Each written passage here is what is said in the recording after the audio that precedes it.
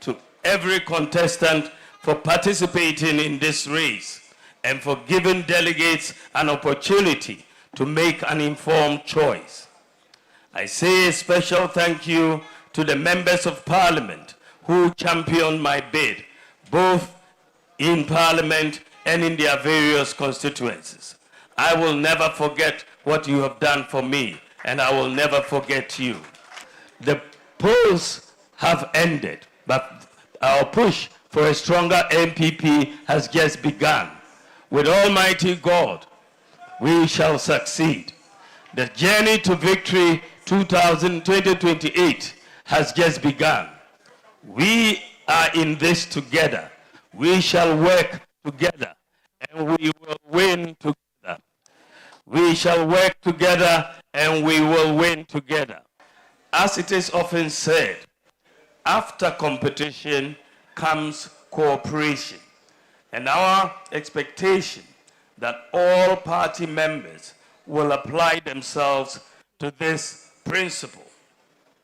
It cannot be the case that one's support for the party is maintained only when those we support lead. I want to stand on this energy to make a passionate appeal to all members of the great MPP to let go of whatever reservations they have and come together. We need every idea, every voice, and every piece of advice to help us preserve and project a proud tradition bequeathed to us by our forebears. Farmers have tended their farms through harsh weather. They have spent huge resources to control pests and diseases. They have toiled to harvest their farms and sold it to the government in good faith. Yet, months later, they are still waiting for weeks on end to be paid. Is this the resetting which was promised the good people of Ghana, or the reversing of the cocoa industry? Farmers are asking. Ladies and gentlemen of the press, it is not only the poor farmer who is suffering. The failings of government and cocoa board are also hurting the cocoa buying companies, that is the LBCs, and transporters, especially the indigenous companies and local enterprises. By delaying in repayment of cocoa taken over from the LBCs, these business and investments are at risk. They have their working capitals locked up, their progress hindered, and financing confidence undermined. Contrary to what the NDC preached pre-election time to promote indigenous business and investments, they have rather reset to kill indigenous companies, businesses, and enterprises in the cocoa industry. We call on government and cocoa board to pay our cocoa farmers immediately for all cocoa beans sold and to be sold to save the cocoa industry from slipping back to days of despondency. Well, this week, cocoa farmers have been crying out loud for their money. For months now, said they have not been paid. Government is mulling a whole financing module, a new financing module going forward. But cocoa farmers have one thing and one thing only on their minds. Where is our money? Where and when can we be paid? And will we be paid? This question we'll put to the Chief Executive Officer of the Ghana Cocoa Board, Dr. Randy Abbey, who will be joining us this morning. And we'll also have the cocoa farmers also state their case this morning. And we get to understand exactly what is happening to Cocoa Board. as we speak. The minority addressed a press conference this week asking questions of the current management of the Ghana Cocoa Board. There have been other proposals as to what Cocoa Board should be looking at going forward, value addition and so on. But the fundamental problem now is that some cocoa farmers say they have not received payment for beans sold since November 2025, leaving many struggling to meet basic daily expenses. So this morning, on Key Point, one of the key issues this week, as you do know, talk about the key issues of the week, and we bring the right people to speak to them. The CEO of Cocoa Board and the gallant Ghanaian cocoa farmers would also be joining us this morning. Also this morning, Dr. Mahmoud Bawumia has been elected again as the flag bearer of the New Patriotic Party ahead of election 2028, defeating 4 other contenders. In fact, very decisive, emphatic victory. Following his declaration by the Electoral Commission officials, the party held what would be described as an inauguration ceremony at its headquarters, formally inaugurating him as the NPP presidential candidate. He's on a path to uniting the party, closing the ranks of the party ahead of election 2028. As a matter of fact, this is the first time a flag bearer has been elected this early, almost 3 years before a general election. This morning, we would have a conversation on the path to the victory that the MPP seeks in election 2028. Stay with us here on Key Point on TV3. We're live on 3FM 92.7. The Nation's pollster, arguably, Musa Dankwa, is joining us right after this quick break for the poll tracker. And my guests will be joining me right afterwards as well. So we're starting the conversation right now. Godwin Dujitamaklo joining us at exactly 7:20, together with Martin Pebo, Kofi Bentel, and also Andy Apiakobi. And I would also have Professor Bafo Agyapong all joining us this morning here on the Key Point. So we have a big conversation. Dr. Kwame Asante as well will be with us this morning. Stay with us. We'll be back shortly after this quick break. My name is Alfred Okansi. Welcome. This is Key Point.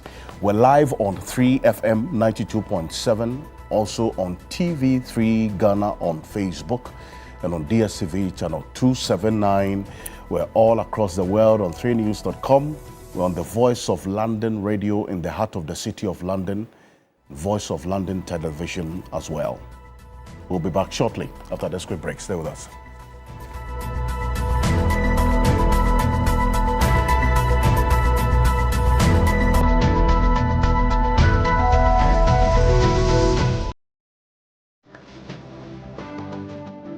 Why settle for a bouquet when you can have a vacation? Join us at the Chill River Resort in Cape Town, Where the world stops so the focus is entirely on the two of you, just you and your lover. from the 13th of February to the 15th. We're leaving the chaos of a crowd behind for a weekend of intimacy and play. Think boat cruise. The heat of a bonfire and the kind of serenity that lets you explore every moment together. Limited rooms are available for just 2,200 Ghana cedis only to enjoy 2 nights of luxury and pleasure. Inclusive of special decor, candlelight dinner, and wine on arrival for you. The room is ready. Ours you? Visit mgtix.africa. Or call 054-788-6258 to book now. Your most intimate Valentine yet is waiting.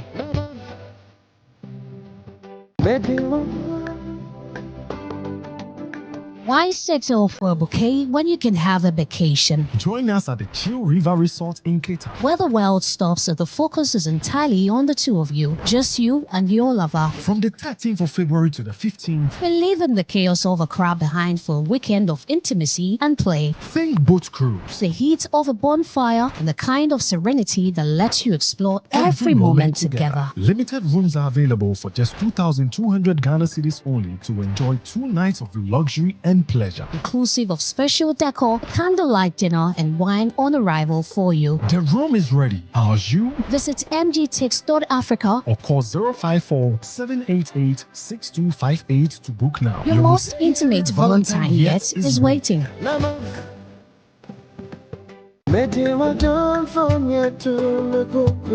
Why settle for a bouquet?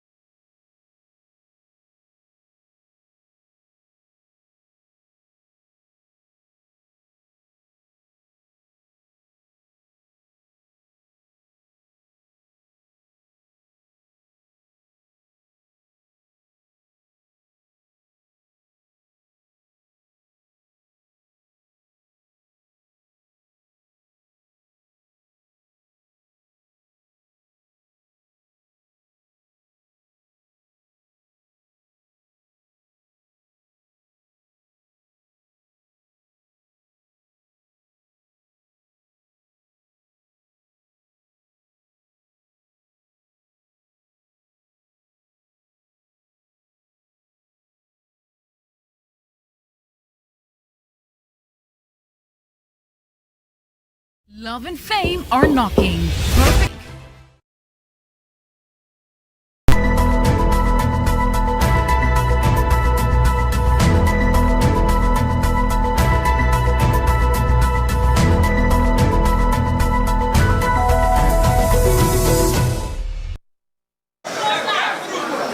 I stand before you to pledge my support, also to accept the results declared by EC.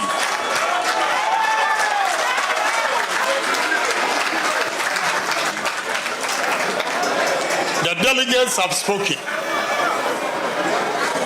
and I want to plead with my supporters that they should stay calm and respect the results and help all of us to work together to win 2029 or 2028 election. I want to advise my supporters. First, I want to thank you, but advise that in election, you can win and you can lose. So if you lose, you have to accept it in good faith.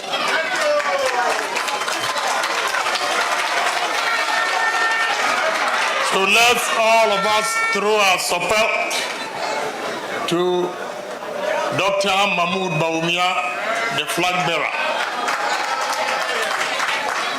And all I say is, MPP, we need unity in the party. But unity comes with respect. We have to respect each other's views. That is all I want to say tonight. So congratulations to Dr. Mahmoud Bawumia and MPP. Thank you.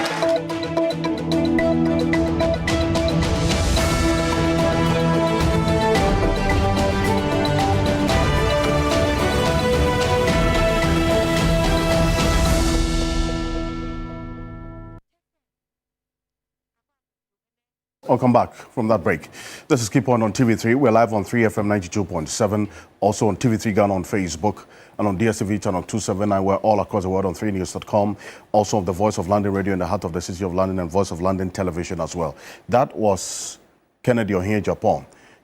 This was thought to be a two-horse race, but look, the outcome is quite clear. It was a decisive victory for Dr. Mahmoud Bawumia. In fact, one that, even though many had predicted a win, this margin, the only person who was clear in his mind that regardless of whatever happens on the day, Dr. Mahmoud Bawumia was going to walk away with 57%. Last week he was here. I asked him if he's willing to put his almost 7 years consistency and credibility in this polling industry in Ghana on the line. He told me an emphatic yes. And guess what? It's near precision and perfection. 56.5, if you round it up, still 57%. It's called the nation's pollster. Now, Musa Dankwa is with us in the studio this morning. But before we get into all of that, let me also acknowledge the presence of Kofi Bentil. He is the Vice President of Imani Africa and also a private legal practitioner. He's made it quite clear he has love for Dr. Mahmoud Bawumia, but he's not a member of the MPP. I think that's correct. A good one. I confirm that. I confirm that. No, it's confirmed. It's good to have you, Mr. Bento. Thank you, man. Thank you for having me. Thank you so much for being here. Also joining us is the Honorable Andy Apiakubi. He is the former member of parliament for the Asante Achim North constituency, also a private legal practitioner. He has love for Dr. Brian Champong. Honorable Andy Apiakubi, good morning. Thank you for joining us. But the elections are over. The elections are over. We have a candidate to market. Yes. We have a single candidate. So now your love is for Dr. Mahmoud Bawumia. All of us are behind Dr. Mahmoud Bawumia. Perfect. Thank you for joining us this morning. I'm going to be finding out from you what really gave you that conviction that Dr. Brian Champong was going to be the surprise candidate, which he turned out to be. Because about a month ago, you were on this show, and when we were doing the analysis, you were clear that Dr. Brian Agyapong was going to pull up a surprise. And that's exactly what happened. Martin Bebu is private legal practitioner and is the convener of the Kumipeko Reloaded demonstration. He's going to be joining us. In fact, he's just been put together in a bit. He'll take his seat and we'll start the conversation right now. But this is Dr. Mahmoud Bawumia's victory speech exactly a week ago. Take a look. I say thank you to every contestant for participating in this race and for giving delegates an opportunity to make an informed choice. I say a special thank you to the members of Parliament who championed my bid, both in Parliament and in their various constituencies. I will never forget what you have done for me, and I will never forget you. The polls have ended, but our push for a stronger MPP has just begun.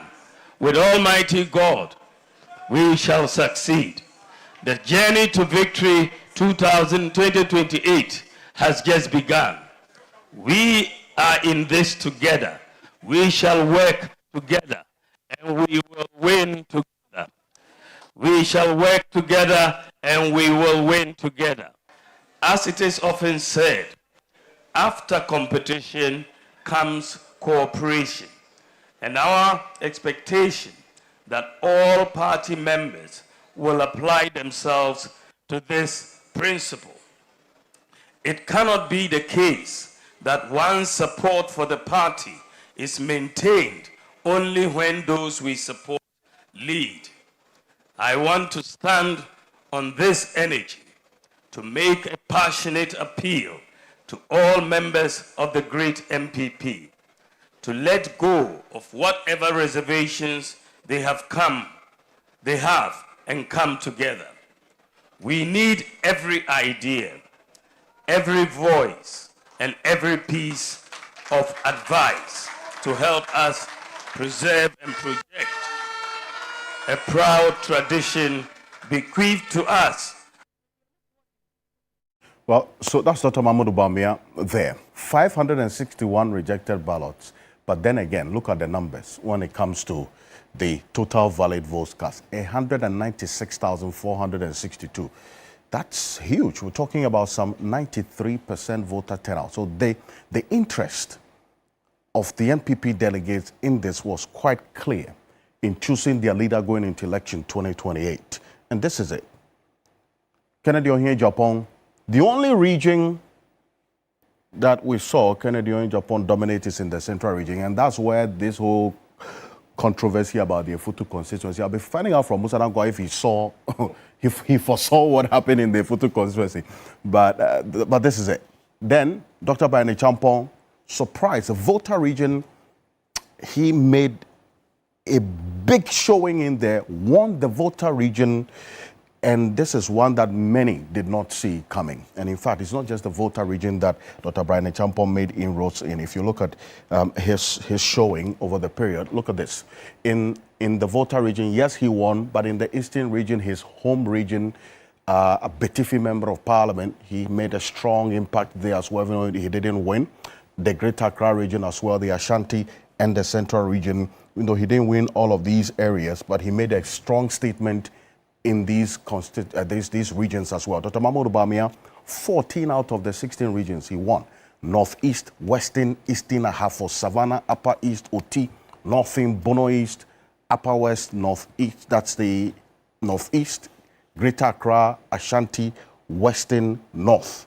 Then, if you look at how things played out for the other two, it's a very, very unfortunate outcome for these two. But look at this. The comparison of the analysis between what happened in 2026 and what happened in 2023 is one that also will be a subject of conversation this morning. In 2023, Dr. Mahmoud Bawumia polled a total of 118,210. Compared to what happened last week, Saturday, he polled 110,643. It's a reduction of just some 7,000 and over. Now, Is there a message in there, or is it a negligible, bracket of reduction that we can look at? We'll also get a feel into that one as well. For Kennedy Onye Agyapong, look at this. This is a huge drop. 2023, 71,991, and guess what? Last week, after all the campaign and everything was said and done, 46,554. We're talking about almost a difference of about 30,000. That's quite a lot. That's quite a lot. Now, this is one that would take out time and also understand how things played out as well. But let's look at, especially for this one, what happened in 2023 as against what happened in the elections as we have seen throughout the period. And this is what we gleaned from the Kennedy versus Bryan, for instance, and Dr. Bryan Agyapong was emphatic in his impact. We could clearly describe him as the third force that nobody ever saw coming. I'll start off with you, Mr. Bento. Dr. Bryan Agyapong showing. I mean, the emphatic runaway winner for this election was Dr. Mahmoud Bawumia. But definitely the most significant emerging candidate right now in MPP to watch is Dr. Bryan Agyapong. Nobody expected him to The most significant and emerging candidate to watch is Dr. Bryan Agyapong, because his showing has been quite surprising. His youth is significant. His role or his stature in the party is also very significant. So, I mean, in some aspects, you could have compared him to somebody like Ken, but he clearly showed a better outcome than people expected. That makes him an emerging force. So, if you ask me right now, he has the biggest momentum in MPP. And if he manages himself well, there is no question where he's going to end up. So if you ask me, I mean, if you put Dr. Bawumia's win aside, Bryan Agyapong was the one who actually won this election. He has the biggest momentum in the MPP right now. The biggest momentum right now. It's for him to lose it in the next election. It is for him to lose it, yeah. So if he manages himself well, he will go all the way. I see. But you were in Dr. Bryan Agyapong's camp. That is, yes, I say you were. He's now come back to... Indeed. So a month ago, what did you see that we all didn't see? That you made that emphatic statement that, look, Dr. Bryan Agyapong was going to be the surprise candidate in this. It actually came to pass on the day. I saw him as bringing on board what NPP has lacked over the years. Carrying the youthful segment of our voting population. And I saw him as the person to mobilize that and drop it into the NPP kitty. And I knew that looking at the dynamics, the demographic dynamics of the voters, the delegates, I knew that he was going to bring those ones to himself and therefore impact on the finals of the elections.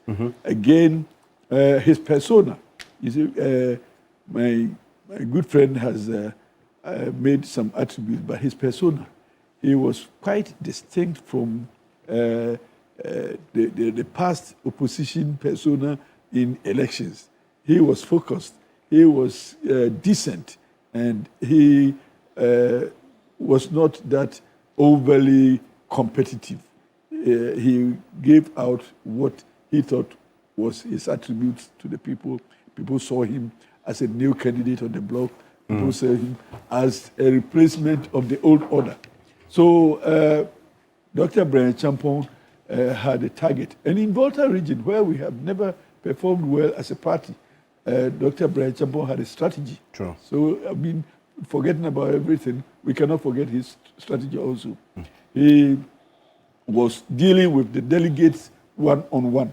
And he reached every part of the country. And wherever he went, there was always the message from the rank and file that we will look at you in the future. So it was a very good showing, a very good announcement, and a very good presentation. And this persona also added to the expectations into the future. But as we have done and as we have seen, Dr. Mahmoud Bawumia has been the overwhelming there is overwhelming endorsement of Dr. Bawumia's candidature. And for now, I think that all of us must join the campaign of Dr. Bawumia and do the things differently from what we have done in the past. We shouldn't leave any segment of the voting population behind. And me particularly, having been a youth organizer before, I think we have to look up also to invite the youth into our campaign. Those days, we used to go to university campuses. We used to, when we were there, we will host politicians as they come there, and we'll flock into the conference rooms in our numbers. But I don't see these things happening. Right. These are some of the things that I would want to lead a team, bring onto the board. But Mr. Mento, it appears that Brian Agyapong saw the light quite early when it comes to the combative kind of campaigning, because when he started, the jabs were quite consistent on Dr. Mahmoud Bawumia. Said he lost even in the areas or constituencies where there are a lot of Muslims in there. But those were no jobs. He was only dealing with statistics. Okay, right. That's true. That's true. But at some point, indeed, but then you saw that he was he just decided to take a different course. Yes. Campaigning is a tussle. It's a fight.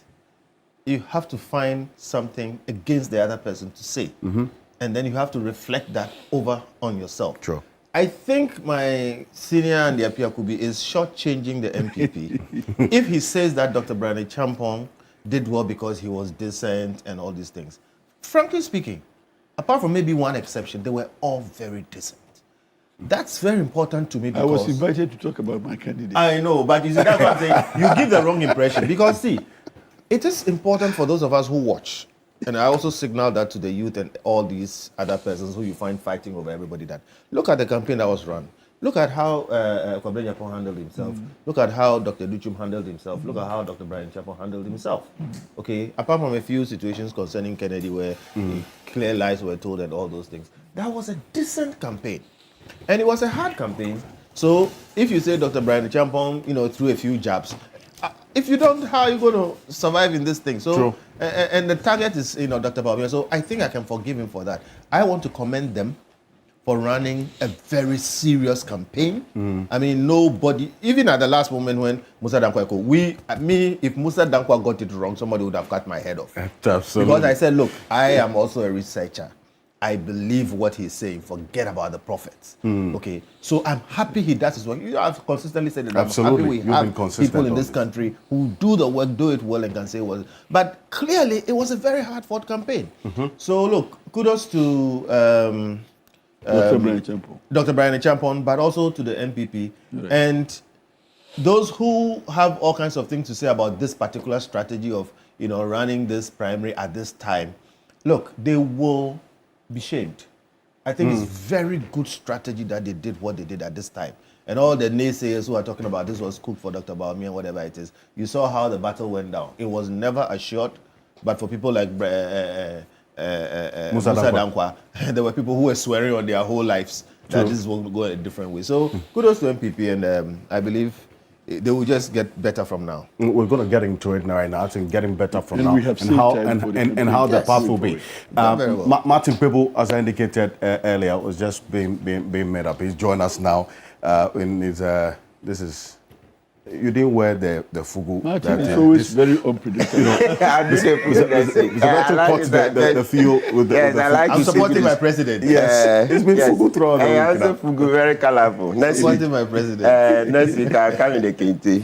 So I told you our forehead. Kente cloth. Yes, kente fugu. We will enjoy yeah. it. No, I thought you said kente cloth. Yes, it's a kente cloth I made into fugu. I have like five or so of them. Yeah. Why don't you bring the cloth also? Okay, we can look at that. We'll put it all together. Indeed, thank you for joining us. Good morning. Okay. Yeah, good morning, morning. Yeah, it's good to be here once again. Yeah, good be. Yeah. This morning before the normal rituals, I'm like, so the Ghanaian man and to a smaller extent the Ghanaian woman.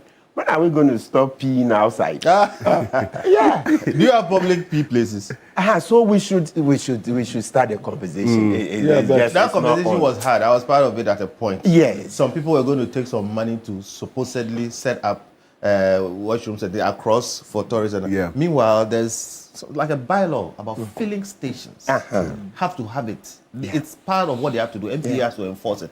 If they simply enforce it, filling stations at the place. Elsewhere, when we travel, who dare you go and stand somewhere? Exactly. You go into the service station and these things, they are there. So they should just it's this country, we don't have problems. So just get filling stations to have clean washrooms. That's all. That will improve tourism. That was somebody wanted to do procurement on it. Wow. It's heartbreaking. It's heartbreaking. Yesterday, a young lady came in front of my house. I mean, not directly for the next house. She was peeing. I was like, Jesus. Then this morning, as I was coming here, the same thing. Right in the middle of people, a young man just stood. And he was just, I rolled. I know yesterday, so because, she's a lady, I think my instincts were not the same, be kind towards women, so I couldn't say anything. So you can imagine that they had transferred aggression. So when I saw the young man this morning, no, he didn't have it easy. I dealt with him, told him that would be the last time that he should do such a thing. So let's look at it. Because it's been on my mind for a few weeks now. Okay, let's do something about it. This is a campaign that you can run for all of us to support. Yeah. And we, for once, let's move away from over-politicizing issues. And let's bring home issues that will court everybody's support. And this is one the solution is there. Filling stations should simply have and even beyond the filling stations, because the stretch from here to there, we should create places where people can ease themselves. Because these things are involuntary. When it comes. Well, and in the meantime, those with cars, look, we were taught long ago. So you have to have empty bottles in your car. So when you do it in the car, put in a bottle. I have more than 10 bottles over a decade now. If you go out and I open my car in the boot, I have more than 10 bottles for over a decade. We were taught this in early 20s. You travel out and you are taught the first thing that, hey, always have a bottle around your backpack or in your car. And don't think every passenger in the car is a babe. That's right. So the females will deal with that. So the second part. So to be after the for Kufu Yasantua, Domahini, Osiadio Ajimembe do the second, and Kentucky Tech through the second. Thank you for speaking up when a lot of Ghanaians found it very convenient to keep quiet. They didn't want to talk about the bad governance. You did, and we'll forever allow you for that. And our Ghanaian men above 40, please do the needful. You have to do the prostate check. Let's not lose you unnecessarily. Thank you. And now 52.5 billion. So now Kofi Afulu has taken the another petition, this one to Yoko, because he's not seeing the work OSP is doing on the 52.5 billion that vanished from GCB account in 2020, which was an election year. So our minds are that, was that money used for elections in 2020? It's a legitimate question to ask, because until the Auditor General brings out the report, it's a legitimate inference to make that could that money have been used for the 2020 elections? Okay, so we hope maybe Mr. Remonacha can do a better job of it. Okay, right. Thank you. I thank you very much. And we've had those initial thoughts on the outcome of the NPP presidential primaries last week. You were convinced by Dr. Evans Dua. Yes. Last week when I brought him. And Ms. Bento says something that eventually sort of played out, because he's just sent me, Dr. Dua was to join us this morning, he sent a statement. Because Musa, you said any pollster, researcher who gets it wrong must come and explain, right? That's what you posted, right? Polling is a science. It's absolutely. So come and explain why we got it wrong. But, well, your conviction didn't come to pass. I was hoping, Dua's own looked more rational, though we also accept that voting is not really rational, because it's a lot of visceral politics. So when we say visceral politics, it's a lot of emotions, okay? It's a lot of gut feeling, etc., right? And so, well, it's not too surprising. It's just that it's sad that the NPP have chosen to go down that It is necessary to make this because point behind what you are saying about voting, being visceral, whatever. You see, to the extent that pollsters like Musa Dankwa, if they do the science right, can predict over time, and close to the time can give you a 90+% level of assurance, tells you that that science, and the whole point about science is the empirical method. It can be replicated. If you use the same method, you arrive at the same point. Let me say this, which is very well known.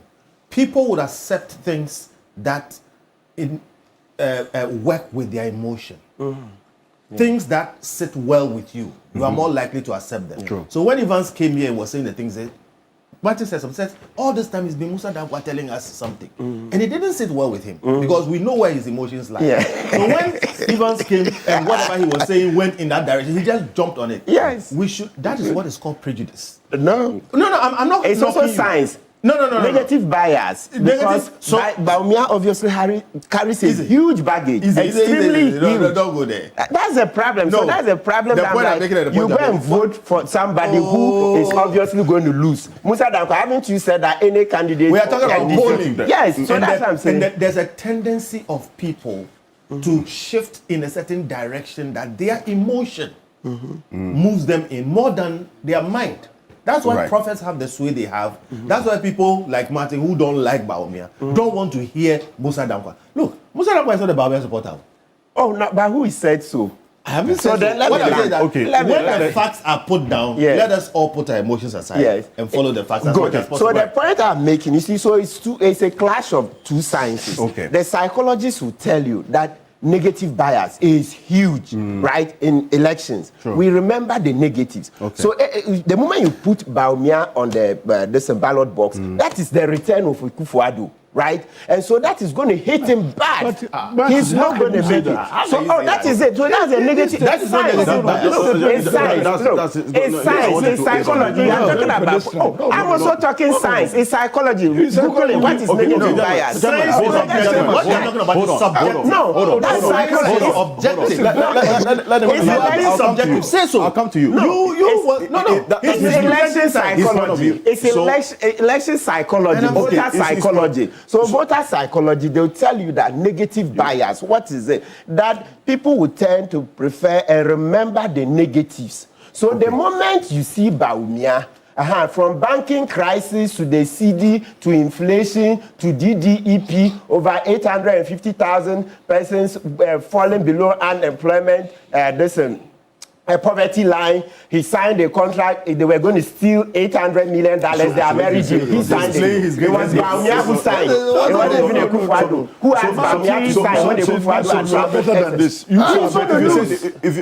You see, on that part, interrogate that because it's science. It's also science. So he's doing polling. I'm also talking psychology. Invite all the psychologists to come and tell you voter psychology. The moment you see Baumia, so when they say baggage, you see, until we started saying, until we started calling psychology, anytime we say no, Baumia would lose because of what he did with Kufuor. It's psychology we say, except that we just didn't mention the word psychology. Then people say, oh, you haven't said anything. So now we want to mention all the terms. Negative bias, it will eat Baumia. Okay. So we'll see how the negative bias will play out because we've just gone. Let us comment on that. No, I'll come to you. Yes, I'll come to you.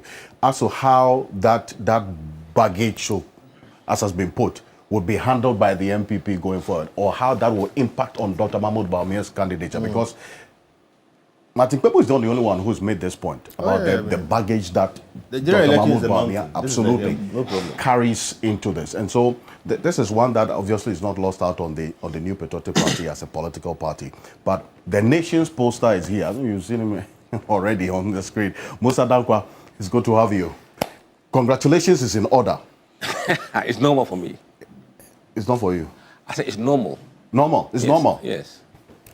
Almost perfect prediction.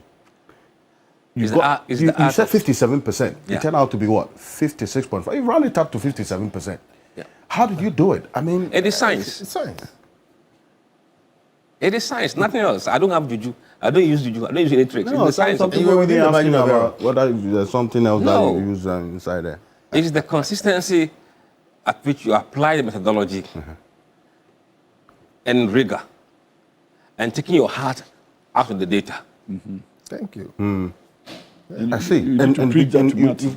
You were ready to put your almost 7-year credibility and consistency on the line for this. I didn't even have to do that because people will judge you by what the outcome is. And if you claim you're doing a thing in a very scientific way, drawing from the same sample that others drew from, you shouldn't get different outcomes. Science doesn't work like that.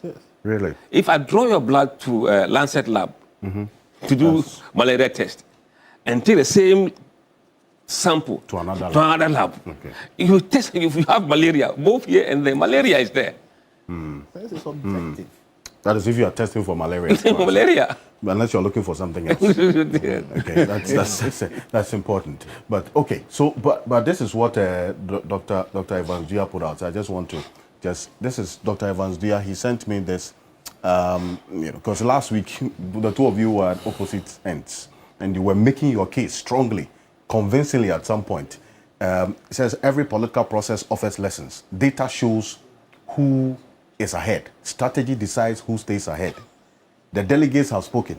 I commend the NPP, Development in Freedom, Leadership, appreciate my research team, and extend my congratulations to Dr. Mahmoud Amia. The focus is unity and collective task ahead. So this is the next one that he put out. The final note. Data captures stated preferences. Elections reveal actual behavior.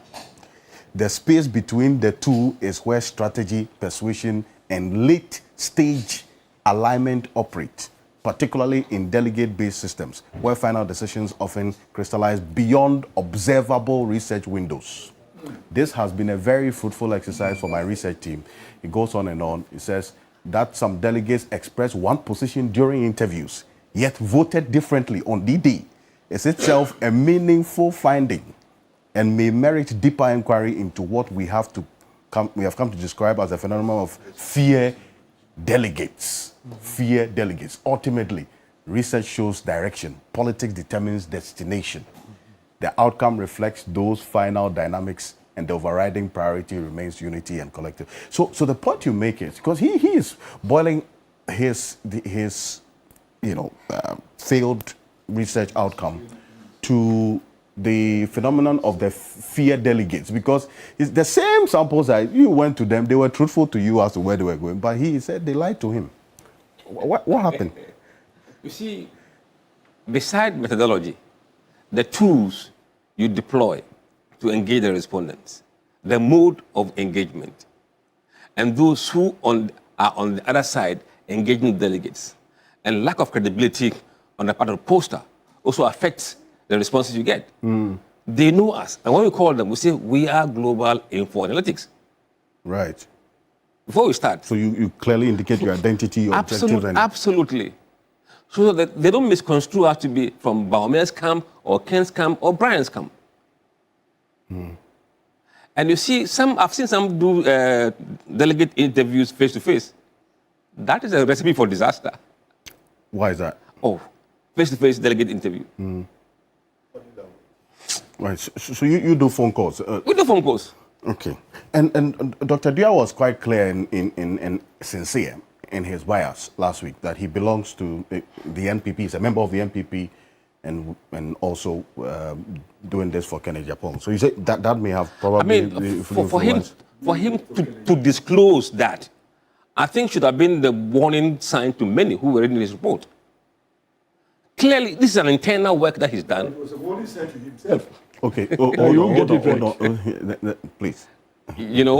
So it is very, very difficult to take an internal polling data and throw the other to the public to see. Because naturally, those numbers don't get thrown out there because it shows strategy. It shows direction. True. Why would you put that to the public to see what you are doing for your opponent to light on it? So clearly, when they do that, that's not the true story they are telling. Okay. Mr. Bento, last week you had indicated it's not only the researchers or the other pollsters that failed, but the prophecies as well. You said something last week about God not being interested in what happens in election outcomes. In a fair contest, take a football match. There are Christians on both sides. In a political contest like this, there are Christians. Everybody's praying. Yes. Why should God take a side? Okay, God has made the universe and set things in motion. Okay, and if you do the right thing, you will know, or you will reap what you sow. True. This whole idea, and I say this because it's important, and some of these false prophets, and I emphasize false, suggest that they can do some things and make a certain outcome happen. True. It's a lie from the pit of hell. And people should discard them, and when you hear those people, just rubbish them because they are noise in our ears. Okay, So, I mean, I've said consistently, if we didn't have posters, look, if Dr. Evans Dua was the only person doing this, and he ended up failing this abysmally, and he wrote all this plenty English, we will say, yes, maybe something has happened. Thank God Musa Dankwa exists. All right? And like I said, we did some polls in the past, and we happen to have found the truth. Some of it will not be palatable to you, but if you are, you have fidelity to the science, you put your emotions aside, and then you let the science speak. Going forward, that is what we have to do. If somebody can do it and do it right, then anybody who didn't do it right should not blame anything else. You simply didn't get it right. And as for this thing about the prophets and all those things, look, we are kind of, I won't even say religious society, okay? We are superstitious. We tend to believe that there are some other forces beyond what our efforts can give us, and we want to resort to them. We all go to church, but we tend to overdo it, and that's what gives some of these people some of these spaces to infiltrate and really basically disturb us. All right. I mean, if you see the number of prophecies, and now people are talking about death and all kinds of things. I have seen some; they are totally despicable, and I'm staying on this thing because look, IGP Dampare stamped this thing down. My brother, if somebody comes to tell you that I'm a prophet and I've prophesied 3 times and it comes to pass, and I think you are going to die tomorrow, whoever you are, even if you don't believe in God, it will have an effect on you. It will change something about you. It's a disturbance. And any nation that allows too many of these noisemakers to keep going around and disturbing us is not going to prosper. And look at the level to which it's gotten to. And I'm telling you, it was serious. It was serious. Okay? Some of the people who prophesied were taken very seriously. So I think it's time, without knocking the religious group and without whatever it is, let's have a certain handle on what we are calling these prophecies, etc. And when it comes to some of this, let us know that God is not partial. God rewards effort. Okay, and even though God has a hand in the affairs of men, one man of God said that God does not choose leaders in Africa. God does not choose leaders. He does not choose leaders in Africa. Oh, if God were the chooser of leaders in Africa, then he would have done a very poor job. Because African leaders have been in the past 100 years terrible, abysmal. They have been terrible leaders. If God were choosing Idi Amin and all the dictators that we have seen, then he's such a terrible person to be choosing these leaders for us. So we need to clear our minds of these things.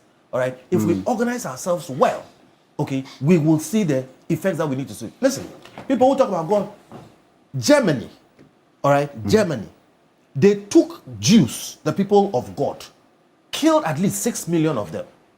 All right? Turned around, said sorry, proceeded to work hard, do the right things. Today, look at where they are. They are leading Europe. Okay? I can give you many examples of situations which, if we were going to deal with God coming down to do things, you won't see it. Germany, the one who, when we talk about ancestral curses and all the things and God doing this, the people who killed 6 million Jews. Okay, they are a developed nation thriving. They are one of the best countries in the whole world. Yeah. All right. So look, we need to tamp down on the noise making coming from the religious sector and listen more to people like Musa Dankwa. Fidelity to the science, less of emotions. Yes. And there is a science. Do it right. Less emotions. I see. Now, on that same path, just quickly on this. Oh yeah, Kofi has a great point to make about this religious thing. Every corner you turn, somebody is a pastor. You're like, but why are we not rather making more farms? Every corner you turn, somebody is a pastor. The person wants to pray for you. I'm like, but pray for yourself first. Better your lot before you seek to pray for others. Unemployed, it looks like it's an escape route out of unemployment for a lot of them. Really? And a lot of them are pastoral ministry. Yes, an escape route to unemployment. Yes, the mushroom churches. It provides. But you were not there when God called them. But your body is the temple of God. Yeah. You are the temple of God. Musa Dankwa is temple. I'm temple of God. Your body is the temple of God. How many more do we need? Right? We've had the Orthodox churches, they helped in molding us all this while. They have the numbers. But, I could say, there is that thing. You see, I think unemployment is a huge push factor for this pastors. So it pushes a lot of people into their arms because people are desperate. People are, they need a message of hope a message, to keep them alive. So once you start preaching that you will find a job tomorrow, you will have a baby next year by this time, etc., then it draws people, right? So I think it's the social situation. Right. It's the social situation. So you look at it, you look at even theories of social change. This is one of the factors that's pushing the churches up. So I believe that the government should take a firm stand on it. In Rwanda, for instance, they say you can't be a pastor without a proper degree in theology. Yeah, and they've clamped down a lot on them. Because, to be honest, a lot of them, you just see that this is just preying on human beings. It's not proper pastoral work, etc. No. It's just so many of them, they are in the Orthodox churches, and then they break away to go and create churches. Then after 30 years, then they themselves, they are collapsing. That's why when we were young, people, they used to tell us, you hear parents saying, I'm not attending a church I'm older than. You hear parents say, I'm not attending a church. You see, and as you grow, then you see that there's wisdom in it. True. Some started, they were bastardizing the Catholic Church. Today, they are in cassocks like bishops. Then you're like, but 30 years ago, you said the Catholic cassock and this were not biblical. Today, they are wearing more cassocks than even the Catholics. They are more bishops than even the Pope, etc. Right? So this religious thing, Charlie, it's a real constraining factor in the way we develop. Look, you even wake up at dawn when we should be discussing proper ideas to develop. People are praying and praying and praying and praying and not doing commensurate work. You're not taking out the real importance of prayer as well. I don't think that's No. Oh, no, I'm a prayerful person. But what I'm saying that there's a disconnect. It's disproportionate. Look, Sunday, immediately after this, from 9 a.m. to 12, you tune in a lot of the radios. It's all prayers. After 12, it's all. I'm like, but this, you don't use much of the energy to come and force to make the governance system better. Somebody said something profound. That look, if we had just simply stopped stealing in Ghana, there will be a lot to go around. The resources will go around a lot. Simple. We have a problem. We are basically people in charge are stealing. That is the problem. You don't want to come onto the street to help fix that problem. You are praying. How is God going to come down? Then God will come down when you fill the streets to complain that, look, you are stealing no matter what. We can't say that we must catch you red-handed before, but we can see that like 52.5 billion vanished from GCB account. Since December 2020, the Auditor General said, Ekwiyama Esiedu said he will come out with a report. There's a self-fear. He has not done it, and he's drawing a salary. And then instead of you to come out and demonstrate against Johnson Ekwiyama Esiedu, you are busy praying. What kind of logic is that? How is God going to come down and do anything about that? So the problem is that we are stealing. We are just stealing. Okay. So if you want to fix unemployment, etc., let's talk about fixing the stealing that we are stealing both in the private sector and the public sector. Thank you very much for this sermon for the morning. Let me digress a bit. Okay, you want to introduce? No. Yes. Okay, let me digress a bit and talk about indiscipline generally. And I want to start with Martin. When you are signaled to stop and you don't stop, that constitutes indiscipline also. So the general philosophy is that if we fix indiscipline in the country, we will get a better result. But when you refuse to respond to simple instructions, that is also a discipline. So let's also not exonerate ourselves from the things we expect others to do. And again, on the set, the kind of language that comes here, some of them are very unpalatable. And you see, when you talk to the public that Bawumia is the same as Akufo-Addo, that definitely is pedestrian. Why is that? Yes, let them decide. But I mean, how would I be the same as you? It's patently absurd. Yes, I thought you were going to. That should not be a statement that should come from somebody like you. Wait. I mean, it shouldn't be. I'm talking science. That's science. I've said negative bias. So psychology is older than you. That's even your grandparents. You know when they started studying negative bias. And I'm responding to statements he made that I feel shouldn't have come from somebody like you. Oh, they'll continue. You see, forever. And then you cannot tell somebody who is also being indisciplined in another area to stop being indisciplined. Mine is science. I'm saying it's science. So what is this? When you want to criticize somebody, start from yourself. what is it that I'm not doing right? I stop, and that is discipline. So that I expect you, Andy, also to stop what you're doing that is wrong.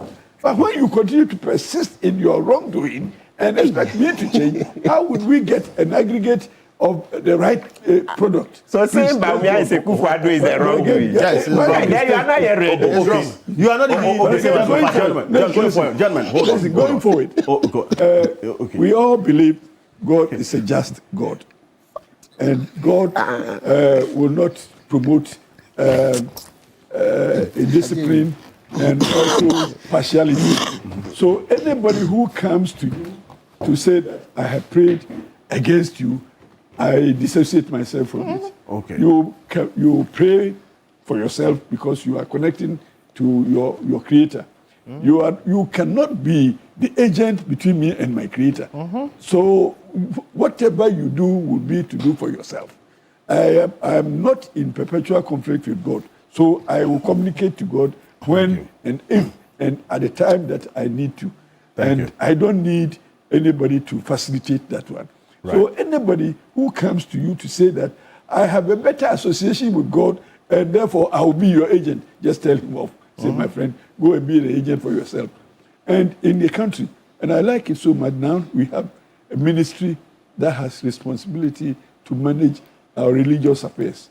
And I want to invite the minister to be prompt on some of these conversations around and see how we can sanitize the religious environment because it's getting too dirty. Right. Thank you very much. Let's just continue. Professor Bafo Agyemendua is a governance expert, former advisor on governance to the United Nations, celebrated globally. Thank you so much for joining us. Thank you. It's good to have you. I know I had to wake you up this early morning to get you out of bed to join us, but I really, truly appreciate your presence. Just a quick one on the prophecies and the elections. Politics. Quickly. Politics. I think this is one area of our governance that we haven't really focused on. And I think also that maybe when constitutional makers were deliberating the Constitution, they did not take into account, perhaps they did not expect that one day religion will become such a dominant force in our politics. In other countries, like in the US, they debated at length and decided that there should be a separation, and certainly European countries, that there should be a separation between the state and religion because of the history of that relationship from ancient times. As we know, Rome and other places where there was no division between the king, after all, if you are ruled by the king, is through divine power, and therefore you don't own accountability to anybody. And that history, I think, did not inform us on how we should structure the relationship between the state and religion. True. And so today we have a situation where we have our very prominent state leaders going to kowtow to people who have self-ordained to be bishops or archbishops or whatever. In fact, if they have their way, I'm sure one of them would have been a pope. So that is having a certain influence on the politics that we play, to the extent that, in fact, some so-called bishops or evangelists are able to proclaim who will be the president in an upcoming election. And these religious leaders are not accountable to anybody. Let's mark this one. In democracy, accountability is key. Now, when these people come out to make their pronouncements, are they accountable to anybody? They are not. And therefore, for me, it's one of the worrying issues that we try to run away from. True. And I would not, normally, I wouldn't like to see my president of a sovereign state, going to kneel before somebody whose background does not even recommend him to be anything in society. I'm serious about that. Look, the way the so-called prophets are playing with our politicians, and our politics and our nation could be dangerous. Okay? Because if the allegiance of our elected leaders are going to be with our leaders, not to God that they proclaim to be serving, then I have a serious problem with that. So the whole notion, Jeffrey, this British scholar who comes to Ghana occasionally to give lectures, has written a lot about religion and Ghanaian politics, the extent to which religion seems to be influencing the political direction of our country through the politicians. I think we have to take a serious view of that. And that is not to say we don't believe in religion. In fact, everybody is religious in their own right. True. Yes, they are religious. So for someone to take that kind of yes, Professor Jeffrey Haynes, right? Yeah, Jeffrey Haynes. Yeah. Okay, great. Jeffrey. He's written a lot and he's publishing a lot on Ghana in particular, the extent to which religion has been influencing our politics. Okay. I do not know the allegiance the politicians intend have for these people, but I think somewhere on the line is going to, hit us hard in terms of how one day a president can be making some policies based on faith that has been given him by a certain prophet. Right. Well, thank you very much for your thoughts on this. This was just a brief but very important point we had to also make on not taking out the impact and importance of prayer for leaders and so on. But let's move on. This Efutu constituency was a sticky point after Saturday. Did you see this happening? I mean, before the election on Saturday? Mr. Look, you could guess, because generally, Kenny was supposed to win Central Region, and he won. True. So on the average, we would expect him to win average constituency in Central Region. Yeah. So to zoom down to Efutu alone and make Efutu as some extraordinary case, I think it's far too fetched. After all, look, Ken is a very strong person in Efutu. Absolutely. So it had nothing to do with the minority leader Alexander Agyapong marking his relationship and closeness with him. That was the narrative. Look, this is an election, and everybody in an election has a side. Sometimes they don't disclose it. True. Right? And the delegates know that Ken is friend to Afenyo-Markin. Yes. And if you are Afenyo-Markin's delegate and you know Ken is his friend, he doesn't have to give you any instruction to vote the way you want to vote. True. Naturally, you go to where you think your alliances or allegiances go. So I don't think we should overstretch this result. Good. Ken won emphatically, and that's it. Did Dr. Bambu necessarily have to win? No, in the minority straightforward leaders? about some things, and because let me just Yes. My support it for is Brian. known by people who know them Yes, they are friends. that they are work for good them. friends. Okay. That is number one. Yes. There is nothing wrong with that.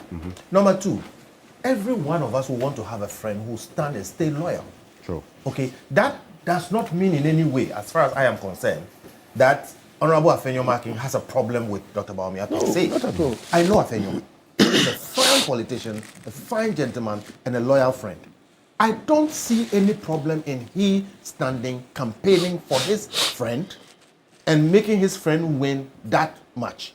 But you saw the meeting that they had at Dr. Bawumia's place. Yes. Apparently, he missed the information, so he left, rushed there, and I have no doubt that Afenyo today has put that behind him and is going to rally around Dr. Bawumia and work with him. We shouldn't make fetish of it and make some strangeness out of it and let it look like because he won so much in that place, there's some problem with Afenyo. There's nothing. I see no problem with it. In fact, I think that is why I think this strategy that MPP adopted was very, very good.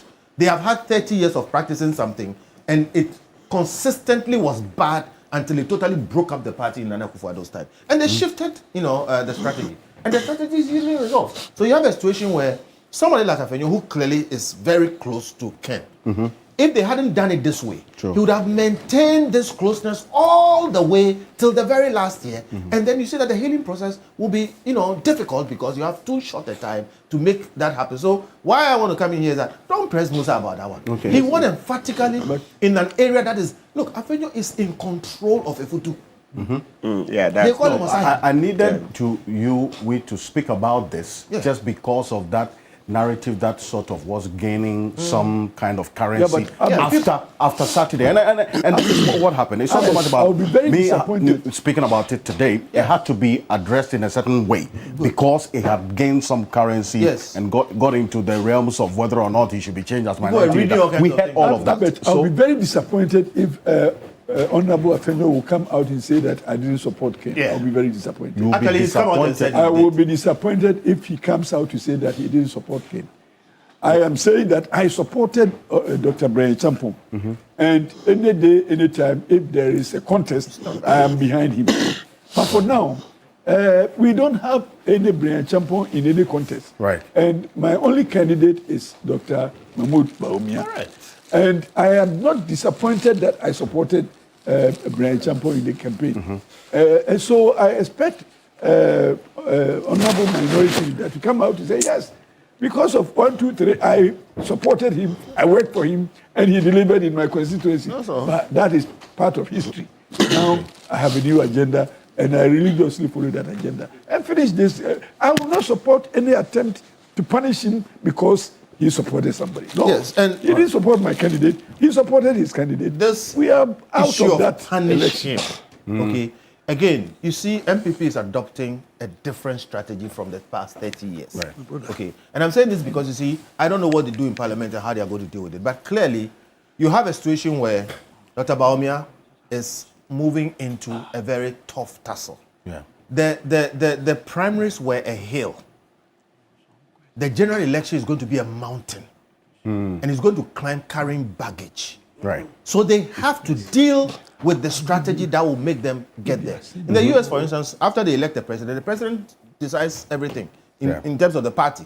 Today, as we speak, Donald Trump's children and daughter-in-law and whatever, they are running the Republican Party. True. Their strategy is that the whole system must be rallied against one person, focused on one issue, gunning towards one goal. All right? Now, I'm saying all these things because these rumors about whether they will change Afenyo marking or whatever it is, I say here, and everybody knows where I stand when it comes to Dr. Bawumia.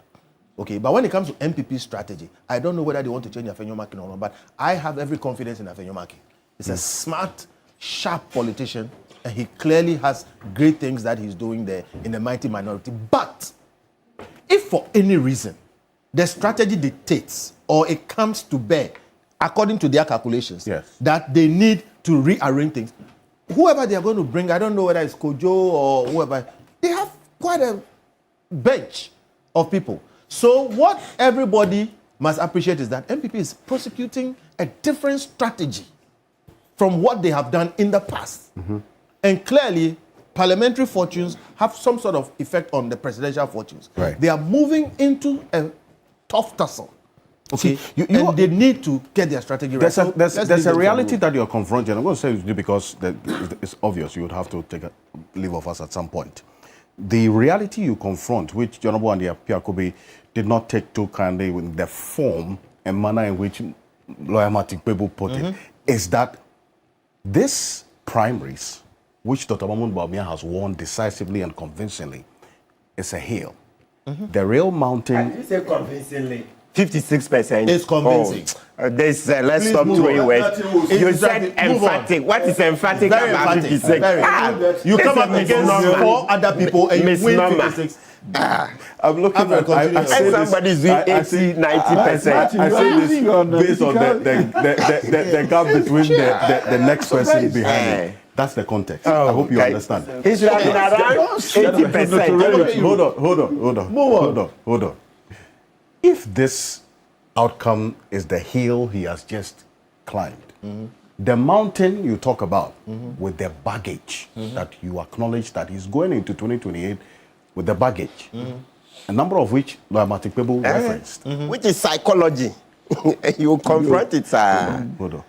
How is Dr. Mahmoud Bawumia going to navigate with this baggage that you acknowledge? We will tell you. In 2028. Easy, see. It's easy. No. I want to say I don't mean it's easy. Like I keep telling you, I'm not sitting their strategy room. But for me, you see, time heals most things. Sure. Today, we are talking about naming the airport after removing Kotoka's name.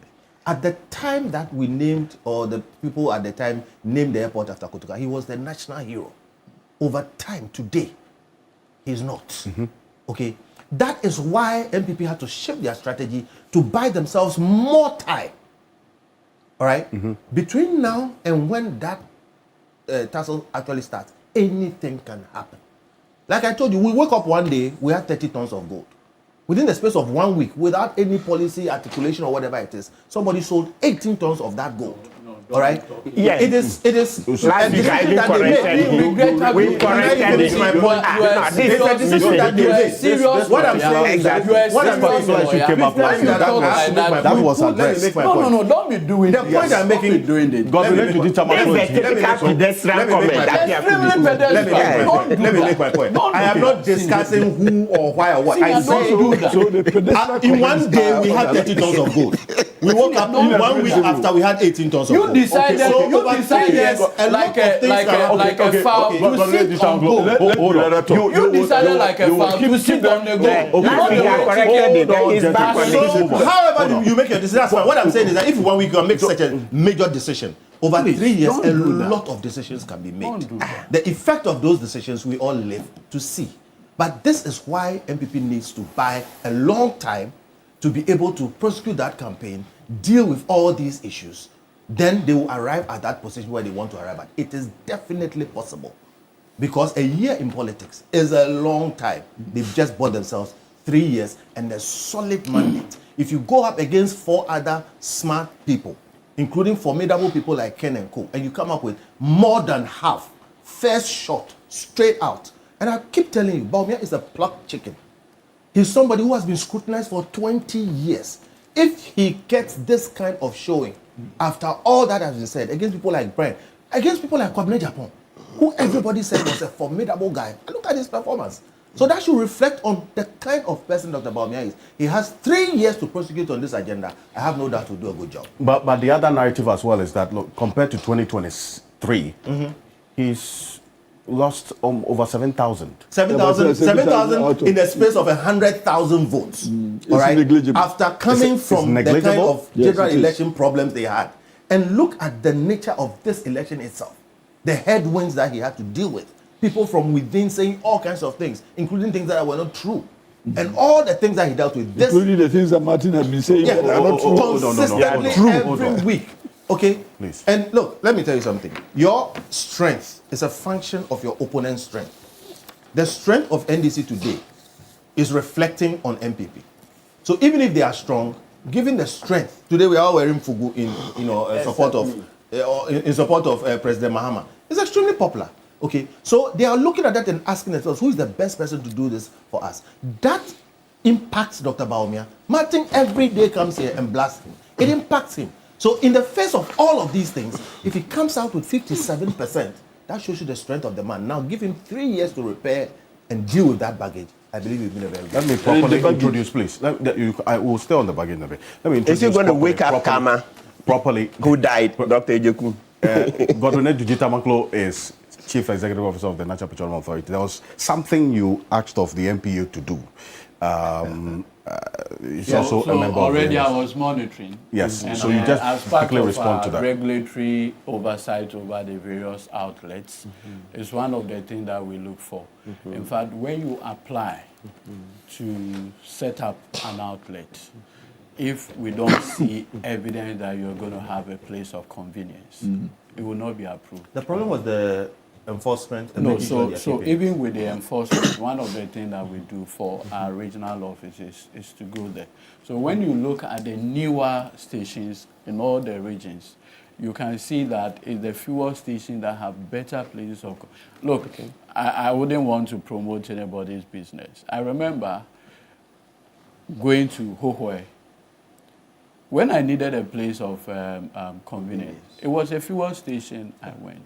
And I had in mind that that place will look neater and better because of the work our officers with the Inspectorate Directorate do. So it is something we don't take lightly at all, because sometimes nobody knows. You just enter there and nature will decide to call. And you have to, and you don't want to enter a washroom and the place is so terrible and others. I mean, even the court complex. You know, sometimes the way we struggle with the place. Sometimes you go, there's no water, there's no, but then our enforcement mechanisms are on it in terms of compliance. But I want to say good morning to all my distinguished senior. My father is senior brother. To say one thing about the toilets and the gas station, it's commendable. We need to have that. And the old stations. One way to get it, always on track, is to perhaps introduce a kind of sanitation license. In other words, the officers, when they go, they have to grade it. So if the more like a checklist. Precisely. A checklist. So among all other things, for the year, without that, you know, your checklist will not go. Precisely. You can also use part of your intelligence generated funds to provide more places of convenience. There are too many of them. This is a national priority. No problem. I mean, it's promoted by Martin with my support. It's worth considering. Because Martin introduced it, I support him on this occasion. So if you have some funds that you can commit to creating. So good morning to everyone this morning. Thank you. Thank you very much. And this is what made this prediction. 57%. That's actually the outcome on the day was this particular actual, which we'll get into. But you were quite clear in your mind that this is where we were going. And the actual, even though 56.5 thereabout, you round it up, it's still 57%. You put Canadian Agyapong 28% as against 24. That's a drop of 4%. Now, that's even beyond your margin of error of plus or minus 3. Yeah. So what happened? It's clearly a collapse of a campaign at the dire end of all the hard work that he's put in.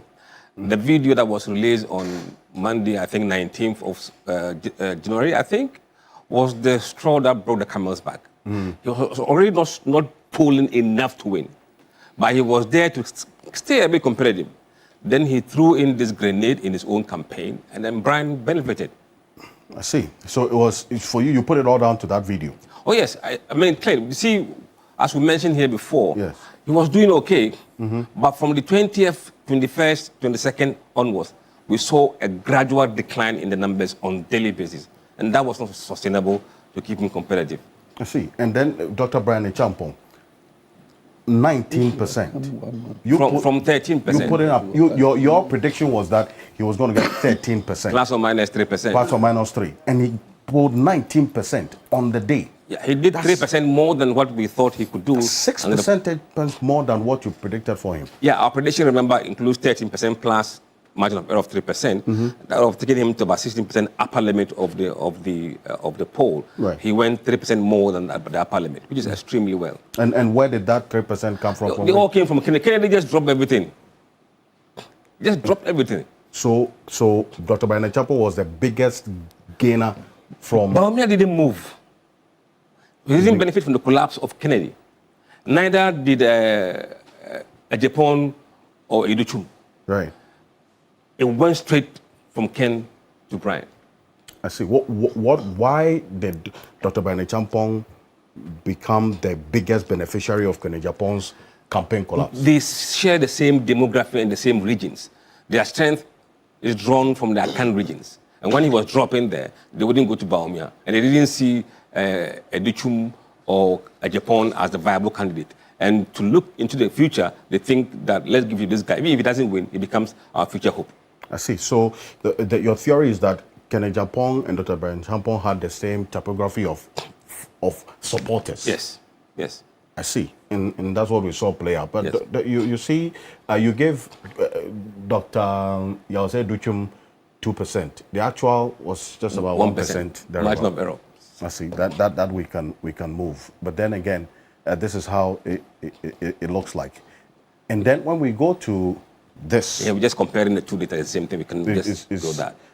It tells a story, and I want us to look at the original because let's go the original. You talk about the non-disclosed because this was a big part of the predictions. Yes, let's stay with this. In the there were 21% people who were not disclosing.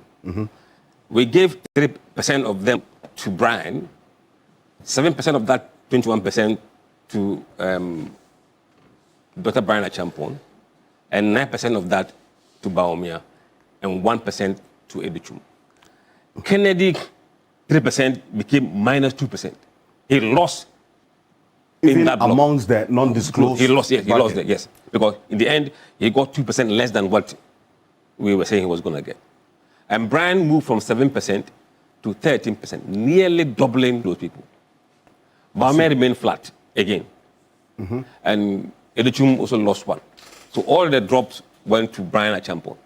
I see. And it was also here, the non-disclosed bracket, a big beneficiary in there as well. Yes. What worked for him, even amongst the non-disclosed population? Look, let's look at the things that Ken brought to the table.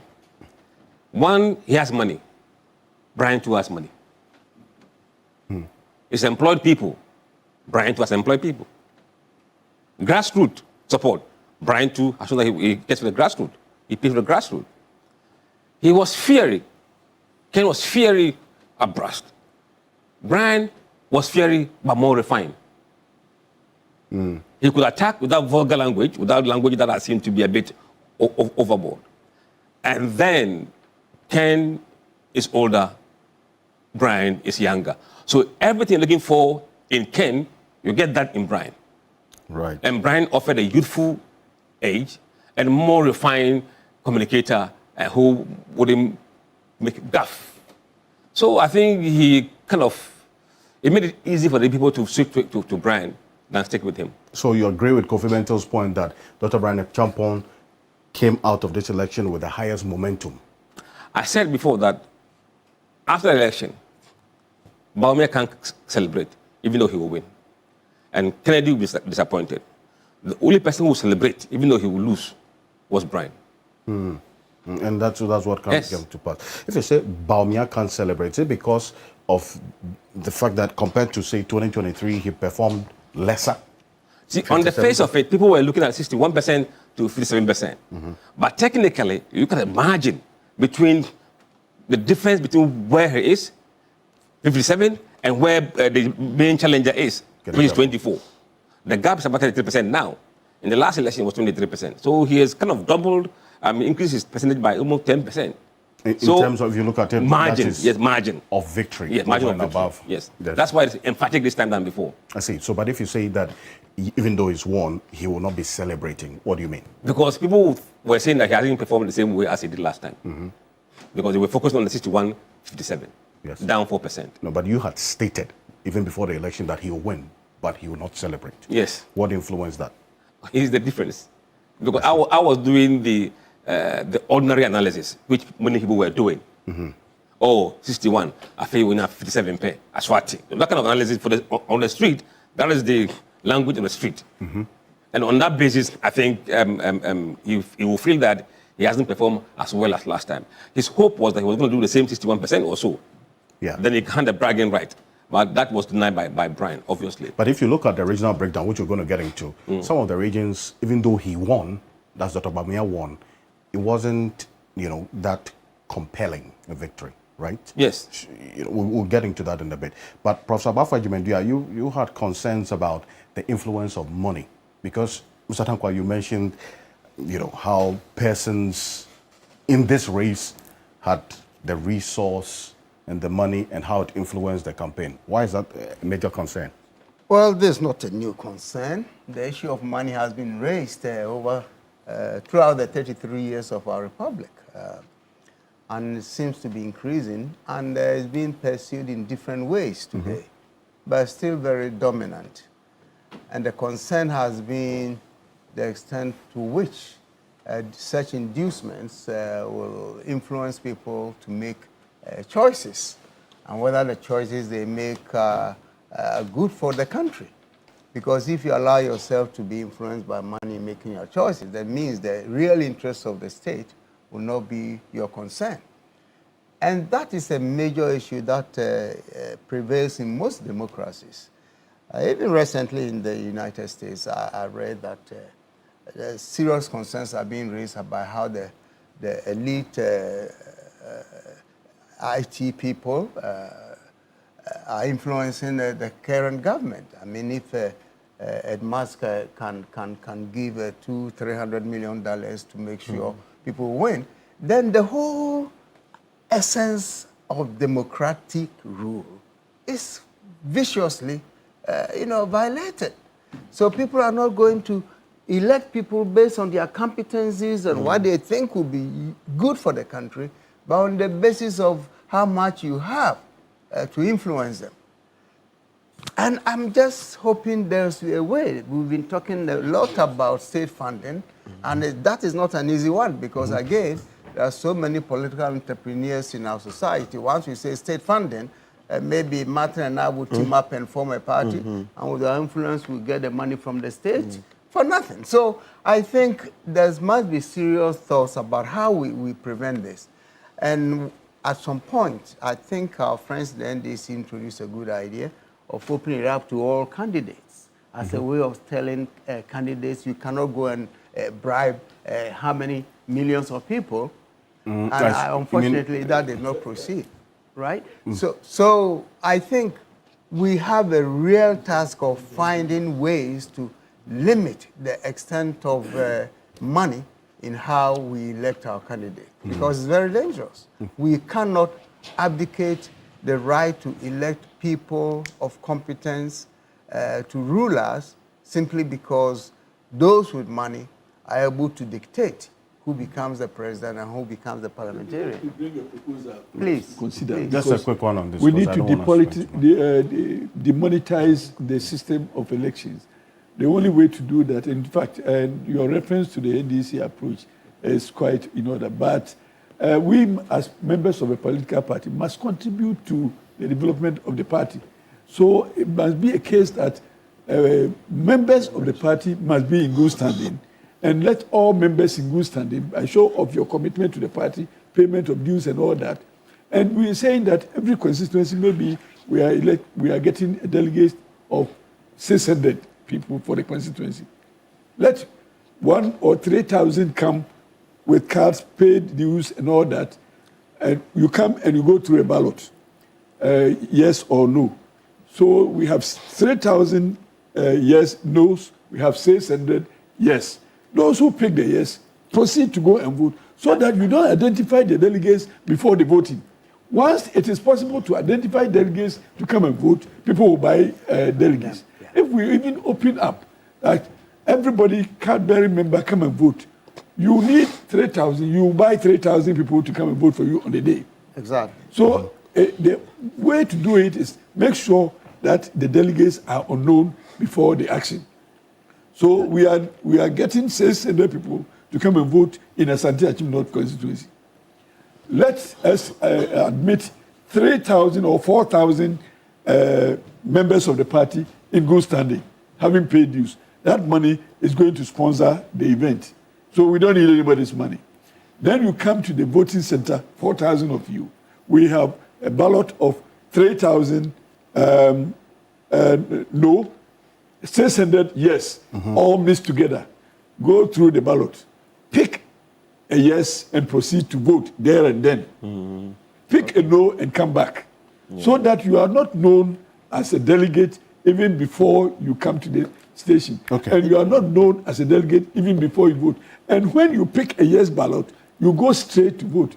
So if somebody goes to vote and you want to still give him money, that's up to you. All right. So that you will not be influenced by the money before you exercise your vote. There we can talk about people who are competent to lead us. So let's refine that one. Exactly. And make sure that we don't know the delegates before they go to do the voting. I also have a point. That's a yeah, make sure 1 minute, one minute on it. You know, since Musa Dankwa came out with the statistics showing that majority of them are JHS leavers. Yes. I don't think we've discussed it enough. I agree.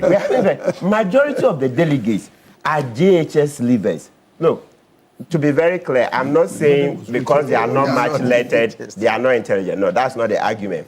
But my argument is that most of the issues we are raising, okay, we are talking about bias here, we are talking about the incompetence of the Akufo-Addo-Bawumia administration, the harm they unleashed on us, etc.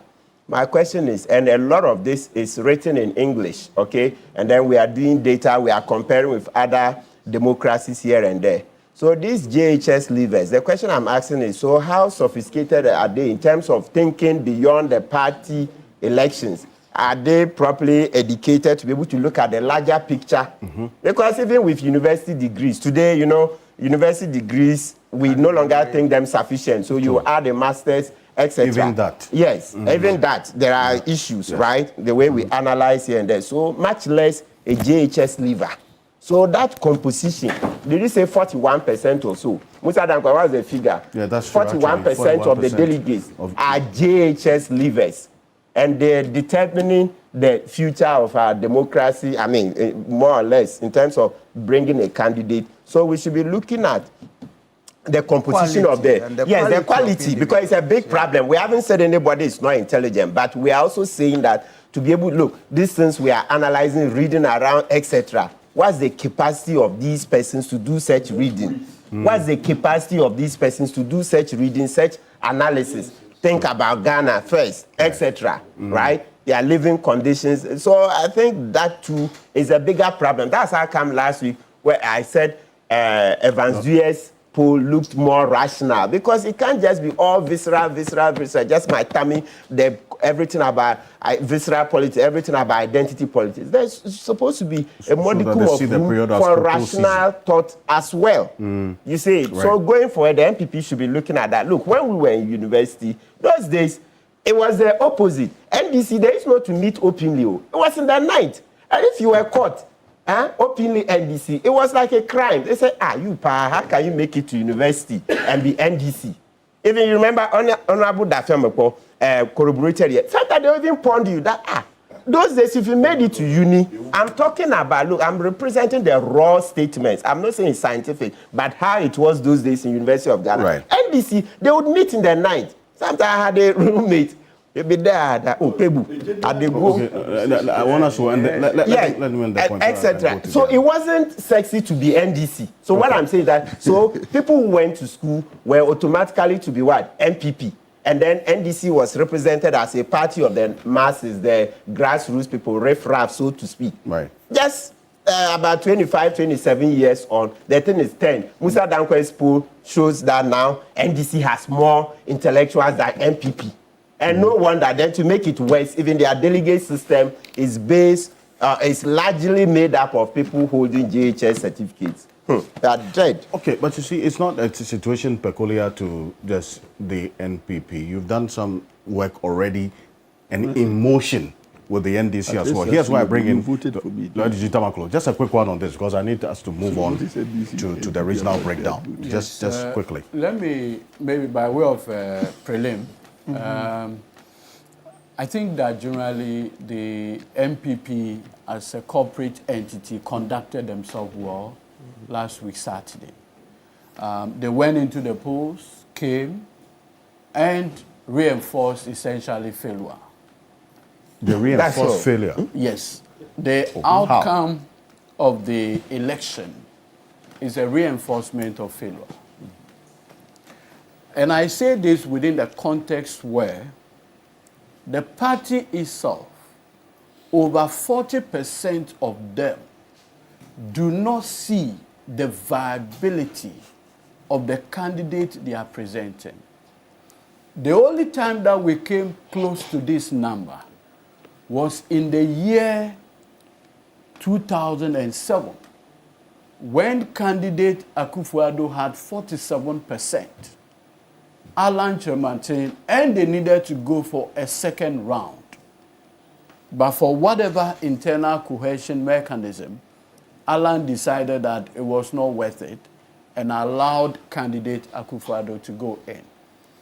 The result overall was that that level of rejection reflected in the national election. with candidate Akufo-Addo eventually losing the 2008 election. And so, by parity of reasoning, where you have a situation where a candidate moves from 61% of the same delegates, it's very instructive. The same delegates, nothing changed.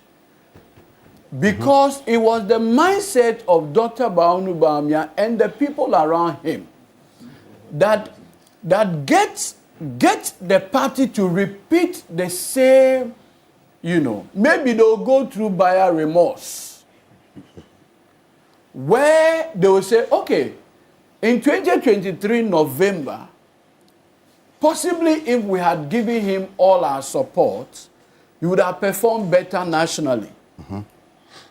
And so the 61 reflected in 41% or 42 or 38, regardless of where the data you are looking at. And so, to cure that, let's get our party to maintain the same delegates. This time around, when the same delegates were maintained, you dropped from 61% to 56%. In fact, some 10,000 was added. So, yes, it wasn't really... but in terms of the structure, the architecture, it was the same. And that is why, and what it means is that if the party, like the way NDC does ours, if they had changed or given people the opportunity to change the delegates, his result would have been bad. Yeah. Because you see, usually people want to validate their initial decisions. And so the people who gave him that 61% didn't want in 2 years to feel that their initial decisions were bad. And would therefore be tempted generally to say we're right after all in the choice of him. The other thing is that, and I think he did so well in projecting that view, repeat a candidate. And that if you repeat a candidate, there's largely the opportunity for Ghanaians to accept him. The second chance message. The second chance message. It caught up with the people who had already decided for him previously. Even that view, it did not get general acceptance by the people who even voted for Dr. Mahamudu Bawumia in November 2023. And so if you look at the data, you will notice that candidate Akufo-Addo in 2007 did that's 47%. In 2011, when the MPP repeated him again, he moved to 87%. 87%.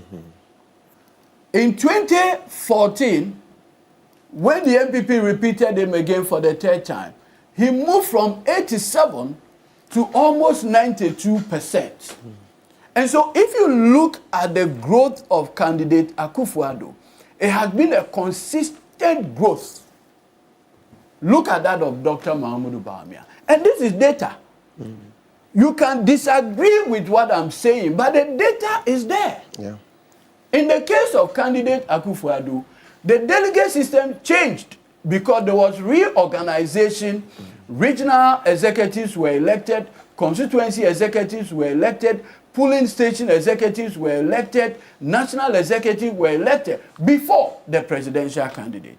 In this case, Dr. Mahamudu Bawumia decided, no. And Professor is here. He has the benefit of age and experience. If you recall, in 1992, we had the presidential election before parliamentary. Yeah. And the MPP said, look. So this is what you were talking about. Exactly. So see the growth. Point, you see. But so in the case of, so that's what you're talking. Nana Akufo-Addo 94 is been. Almost everybody has been growing.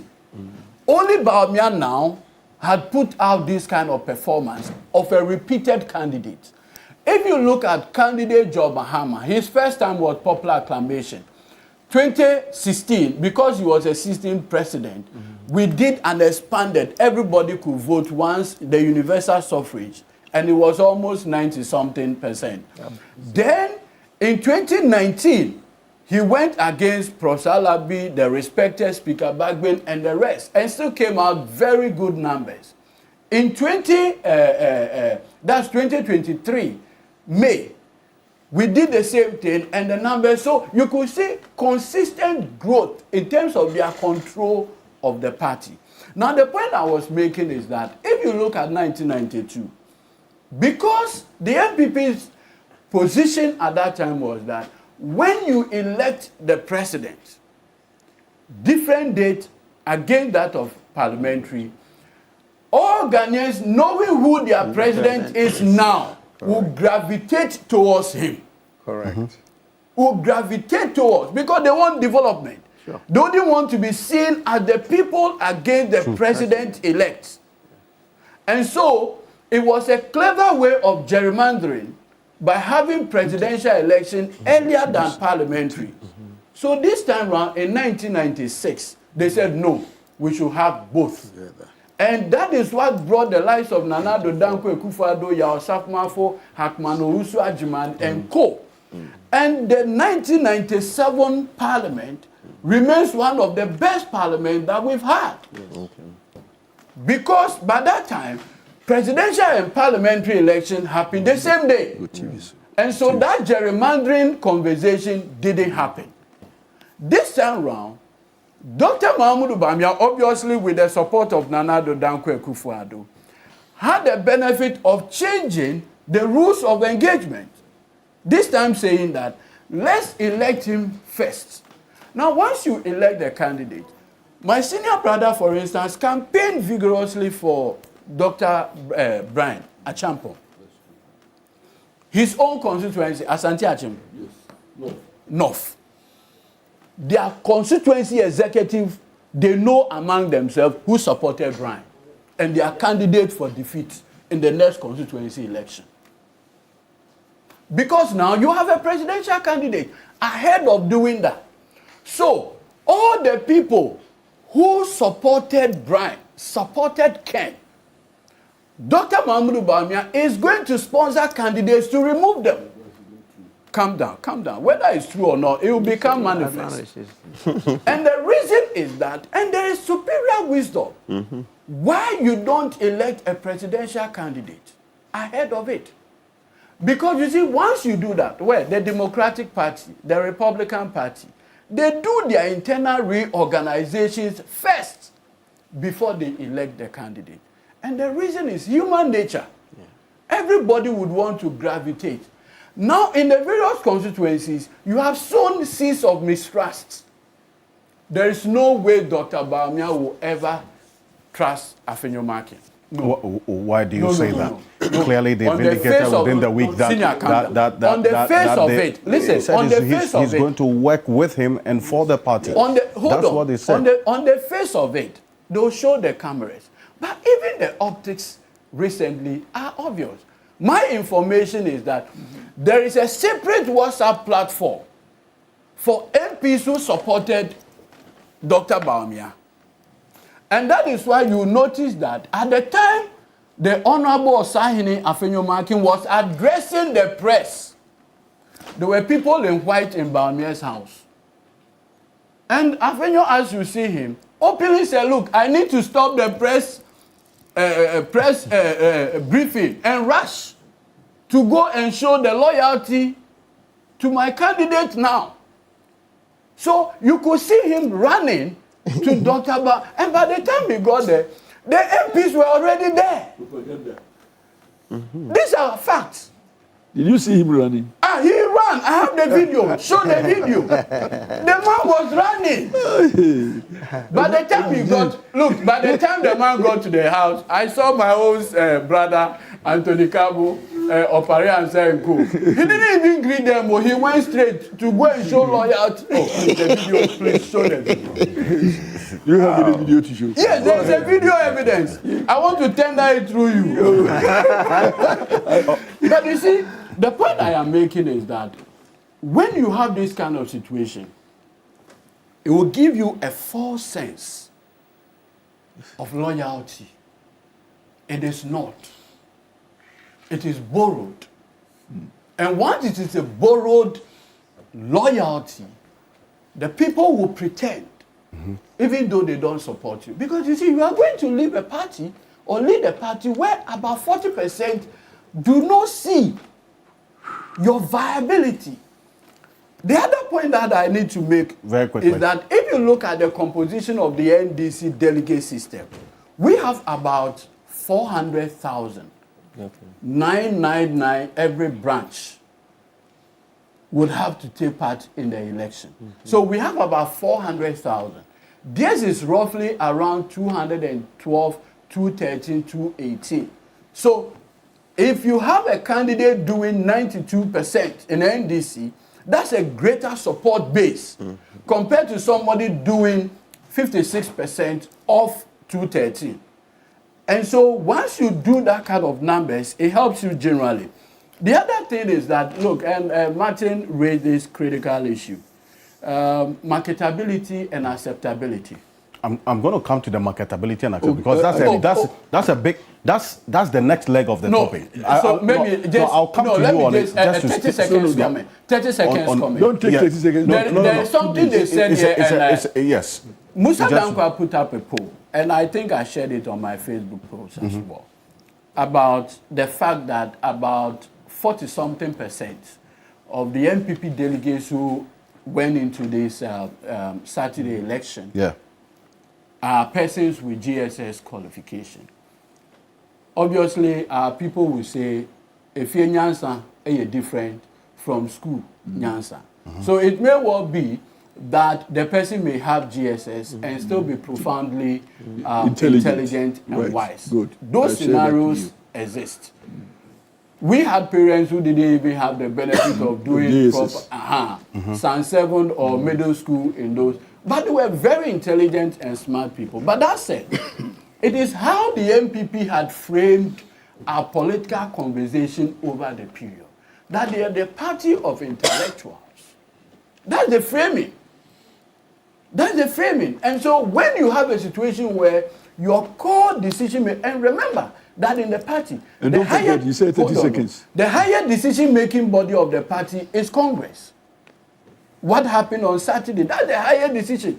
And if the higher decision-making body of your party, about 40% of them have this level of representation in terms of outlook, intellectual outlook, it gives a telling. And that is why I'm not surprised today that Musa Dankwa and the rest, per all their work, shows that the NDC today attracts more younger, more intellectually savvy, more intellectually smart people compared to our brothers in the MPP. And that for me is profoundly telling that going into 2028, if these numbers remain, I think the results appears a bit more. Yes, I think but you see, about time in that instance, on that particular point, what rebuttal? No, hold on. Musa Dankwa will have to leave us at some point. But if we're going to, because you reference his poll, thank you. Because you reference his poll, I think it's good that I give him a word on this because I've received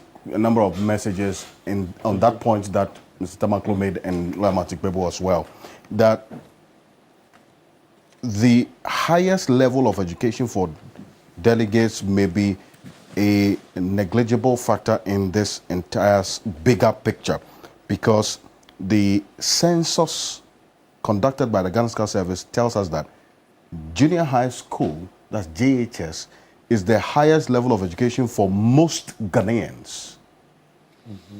Does that mean that most Ghanaians are not competent to elect the president? Because then even if you expand the tentacles of this argument to cover the general elections, that also holds that you have the majority having JHS as the highest level of education, but they take part in elections. Yeah. So then it's not just an MPP problem. Good. So now it's a bigger issue. So that demographic, when you engage them, was there any reflection that, look, they didn't understand the issues at play? This is a local election. This is, elections of a small group. The level of someone's intellect determines your communication strategy, and how you intend to win that vote. True. Simple as that. So you have to understand them to know what will entice them to vote for you. Some of those who lost because they didn't understand the demography of the delegate and how to appeal to their minds and hearts. And we too. I also come in this way. So it's important that we also put a position against this unwholesome presentation by my good friend. I don't want to be appropriate. You use very words. This is bigotry. This is bigotry. But again, everything is unwholesome. I'm enjoying the complacency that they seem to be close. Where the complacency? Okay, you see, so if you're going to get into that point, let me just round up on Musadakwa because and I want to comment about this JHS thing. So, because if you look at the regional breakdown, which is also a very important point to make, the Ahafo region, you see, Dr. based on your predictions, 60 as against the actual 62%, it's nothing too much of a big issue to make out of. But can you in Agyapong, he collapses by some 7%. That's huge. Yeah. And then you see Dr. Brian Agyapong gaining in that regard as well. So Ken Agyapong's loss was spread across the other candidates in Ahafo. Ashanti region is a big deal. This is the World Bank of the MPP, the base of the party. And your prediction was that Dr. Mahmoud Bawumia was going to pull some 67% in the Ashanti region. The actual fell short by some 9%. 58%, right? yes. That's 58%.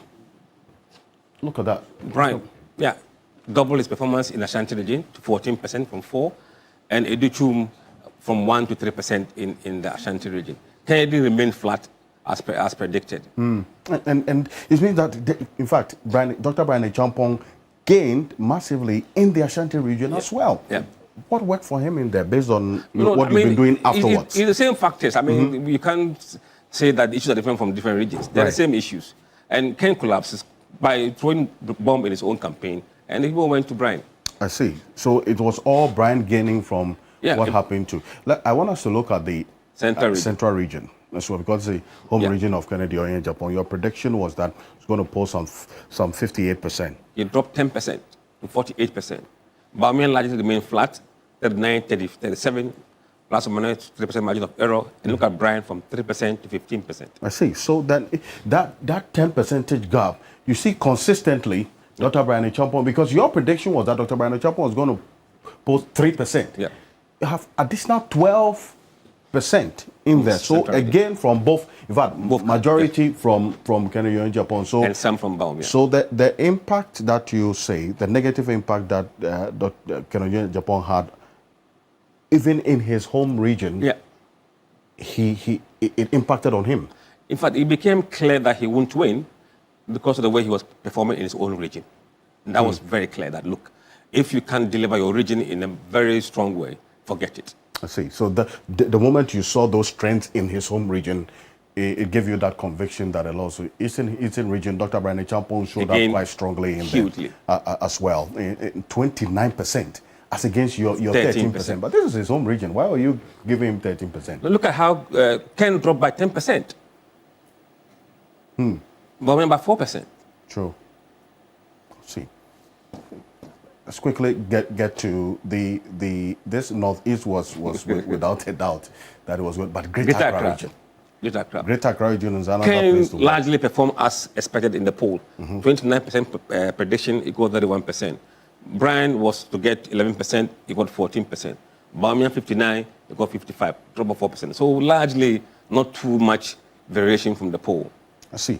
But then again, you look at the big five regions for the New Patriotic Party.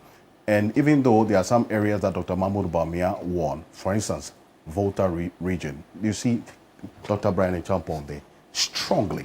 Total collapse. So the Dr. Brian Agyapong's performance in the Volta region was largely as a result of Ken's collapse. Yes. Bawumia was largely in line from 40 predicted to 36. Margin of error of plus 3%, which is okay. Look at Brian from 3% to 46%.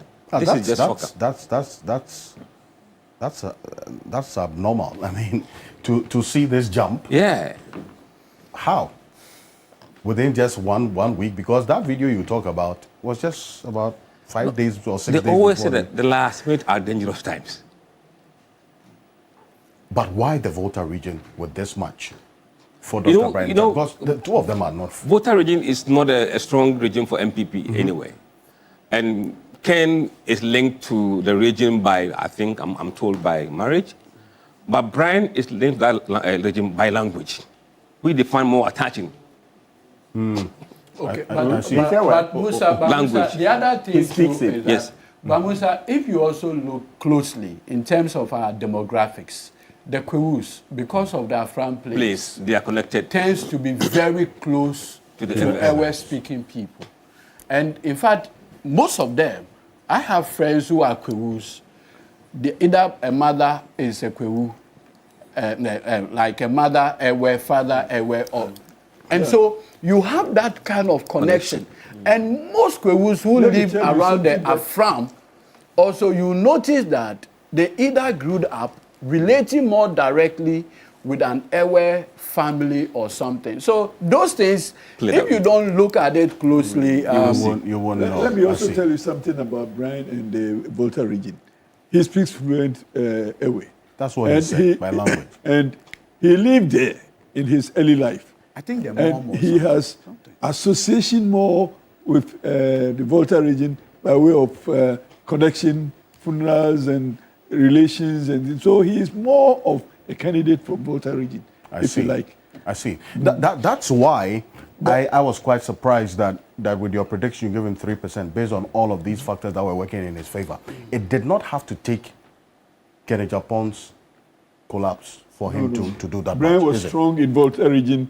His campaign, in fact, members in the campaign, most of them were from Volta region. If you, Pius was the lead and we had a special team for him. Kenwood, exactly. All of them were part of the campaign. But who was a candidate for Esojaman, no? Yeah, yes, no, yes. He was a candidate for the MPP parliament. And Kenwood is an old and Kenwood is an old politician from the region. He was ever even a regional chairman of NPP, Kenwood, and we started in 92 with him as a representative for NPP, and he was so much a member of the campaign of Brian. Brian is connected to Volta region. I mean, personal connection to Volta region. I see, and that's why I wanted us, Mr. Dakwa, that's we are rounding up on this. I wanted us to... plenty analysis by Honorable Piakubi, but you have not disclosed the businessman who went to corrupt you smile at this. You are talking plenty. There was a businessman who came to corrupt you. You are not revealing the name. And you are talking and talking and climbing the high moral. But let me correct one misconception. Somebody said that Dr. Baumia will punish people who didn't vote for him. Dr. Baumia is more smarter than that.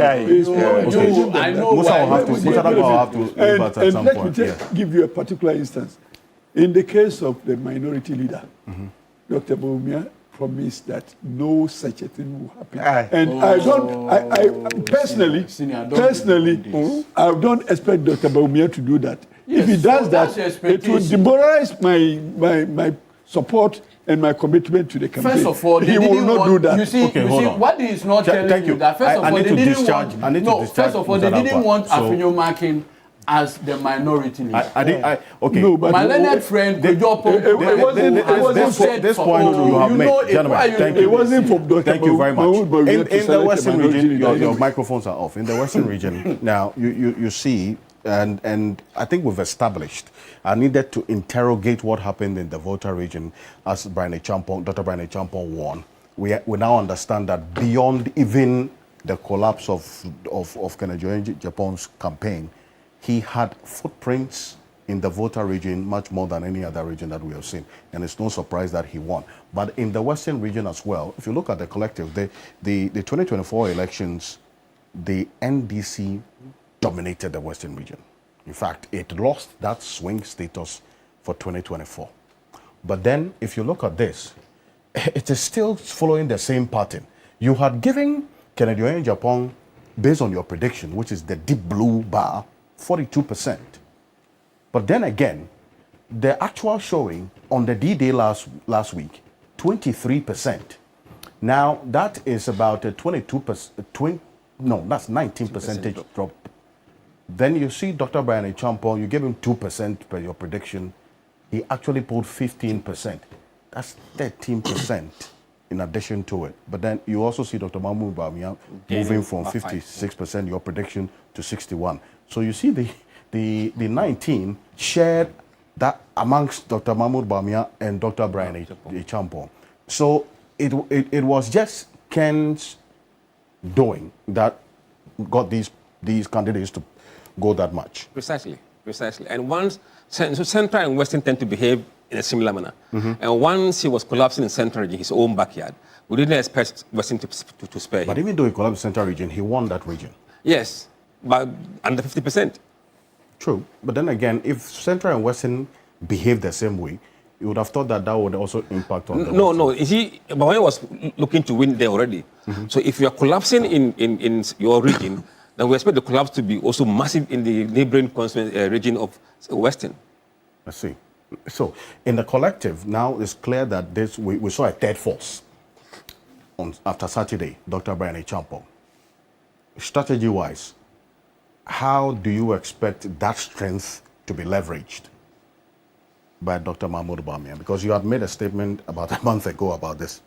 Look, I'm not here to advise any campaign. They have their own strategist. But the guy cannot set liberating off.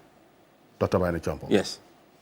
I see. And you had stated a month ago, I remember, that if Dr. Mahmoud Bawumia was going to make an impact in 2028, he needed the likes of Brian Agyapong. You still stand by that?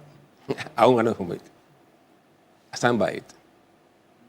And what role? Okay. Look, I can't define the role. You know, these are the work of the campaign strategists and those who know better than me. But certainly you can't ignore this kind of performance that is put up in the primaries. Musa Danquah, I do appreciate you, and I think congratulations is in order. Yes, because last week we're all you didn't go back. Wanted to hear more rational thoughts than just this. But then I think that is worth. But we are here to talk about the GHS. We are going to comment. We acknowledge that indeed this is what has happened. Congratulations and good job. In fact, Andisako with the Cobra clothing, they say they are giving you 3 kaftans of your choice. Yes. So that is a gift from Cobra Clothing. He's also in our vicinity. Also, girls travel the store saying they want you to go and rest, so they'll give you a ticket to go and enjoy in Dubai. So thank you very much. Congratulations plus to a you. ticket. Yes, and go and enjoy yourself. So this is just the use of public office for private use. But he's not. No, he's here by charge. For what? For what exactly?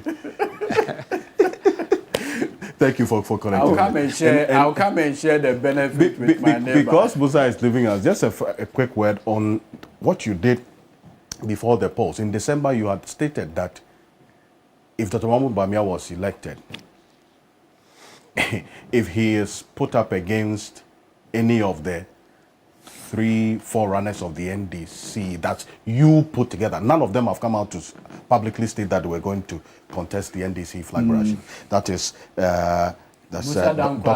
Kasiel Atuforsen, Johnson Isudin Ketia, and then also Haruna Idrisu. In December, you said if elections were held in December, Dr. Mahmoud Bawumia would have lost against all of them. How do you see that also playing out, especially after a day like that? Now he's been elected as the flag bearer. Look, I think on his fortunes, nothing would change at the moment. What we expect to change is the fortunes of the NDC guys against Bawumia. But one equation that has been resolved now is MPP candidate. But the NDC is still up in the air. Now, depending upon who they elect, the dynamics of the MPP race would impact on how they perform against Bawumia. But I think we'll be here again by April, and the numbers will be presented. But from that data, Atuforsen was the best performing option for NDC against Bawumia. Let's put that on the screen. You said Dr. Atuforsen, if election was held in December last year, Dr. Atuforsen is against Dr. Mahmoud Bawumia 58-38. Yes. 20%. Yep. As against, you see Johnson and Seydou Nketia, 53-43. And then you have Haruna Iddrisu, 56%, 40%. All of them. That's it tells you that the candidate of the MPP may be half of the problem. The other problem could be the party itself and its performance. The candidate and the party. Yeah. And you see, this is just 3 clear years ahead, so a lot can happen. Politics in 3 years. Certainly. I mean, we started polling head-to-head between Bawumia and Mahama in 2022. And we kept that polling. And when Alan was there, we did the same thing. And when Ken joined, we did the same thing. So we have that data. So we will see how the numbers move over time. So we can have a trend. And what we do better is see the trend and see what the trend is and how the trend changes. For us, that's our secret. If you don't measure it from the beginning, you won't see what has happened down the line. I see. Great stuff. Yeah, Yes, Prof, just a quick please. one. I'm just intrigued by the difference between scientific predictions and divine predictions. I don't know how we address the difference is that scientific predictions can be replicated by other scientists, but prophetic ones can be replicated. Precisely. So the prophetic. But you see, I obviously, as a politician, I will not completely discard the influence of prophecy. Look, there's a reason why. Thank you for joining us. I'll tell you I this. am out of Or that. divine matters in leadership. There's a reason why even the great Seydou went for Okonfo Anochi. There's a reason. There's a sound reason.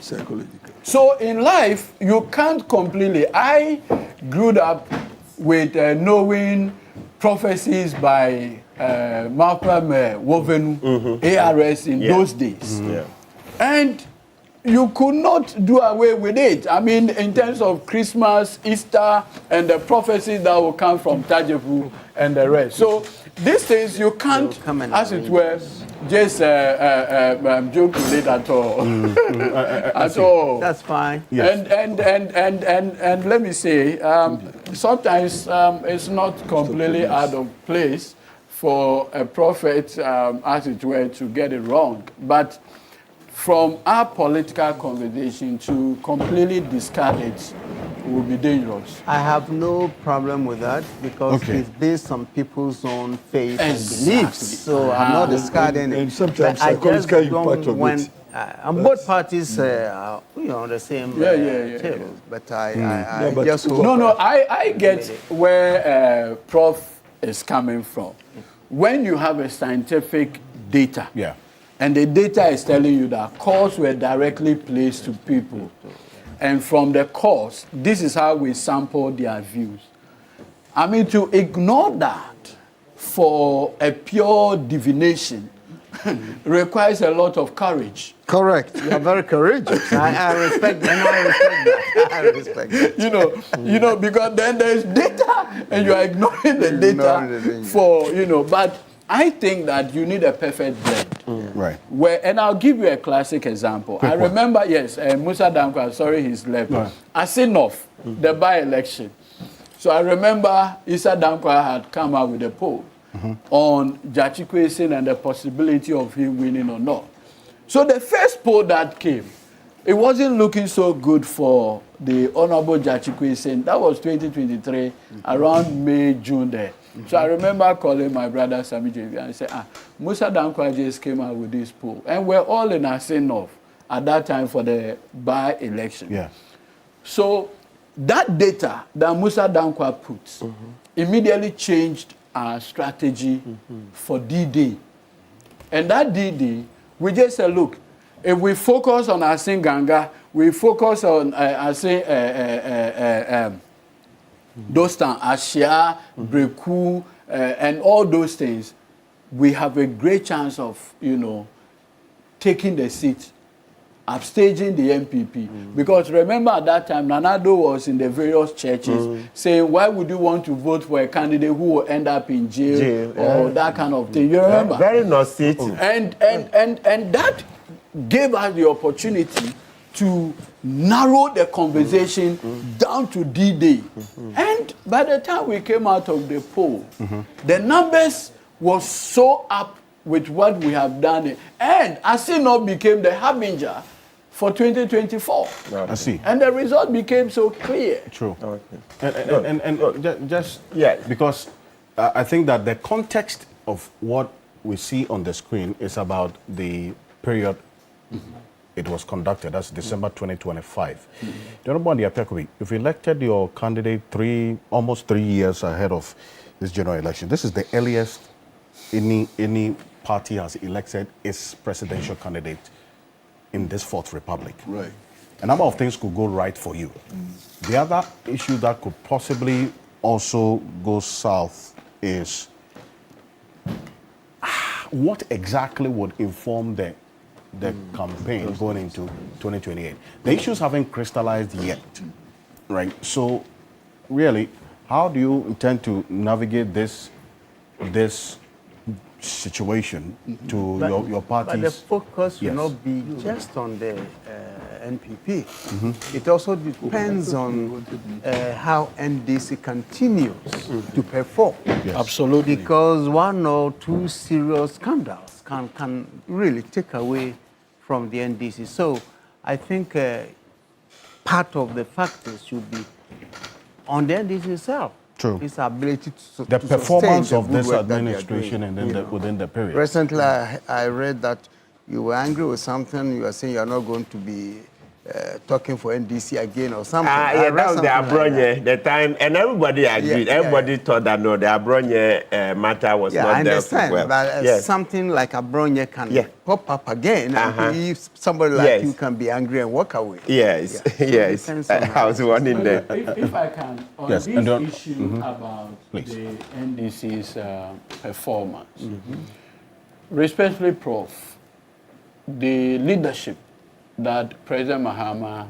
is offering now, and even for us appointees, we're almost on tenterhooks every day. My good friend, listen. No, I'm saying I'm praying that we continue I'm just adding to yours. That you see, usually is the leadership response. And what President Mahama has shown so far is the fact that he's on you, hands on. That's right. He's not leaving anything to chance. Also because he has a personal legacy. It's a legacy mandate for him.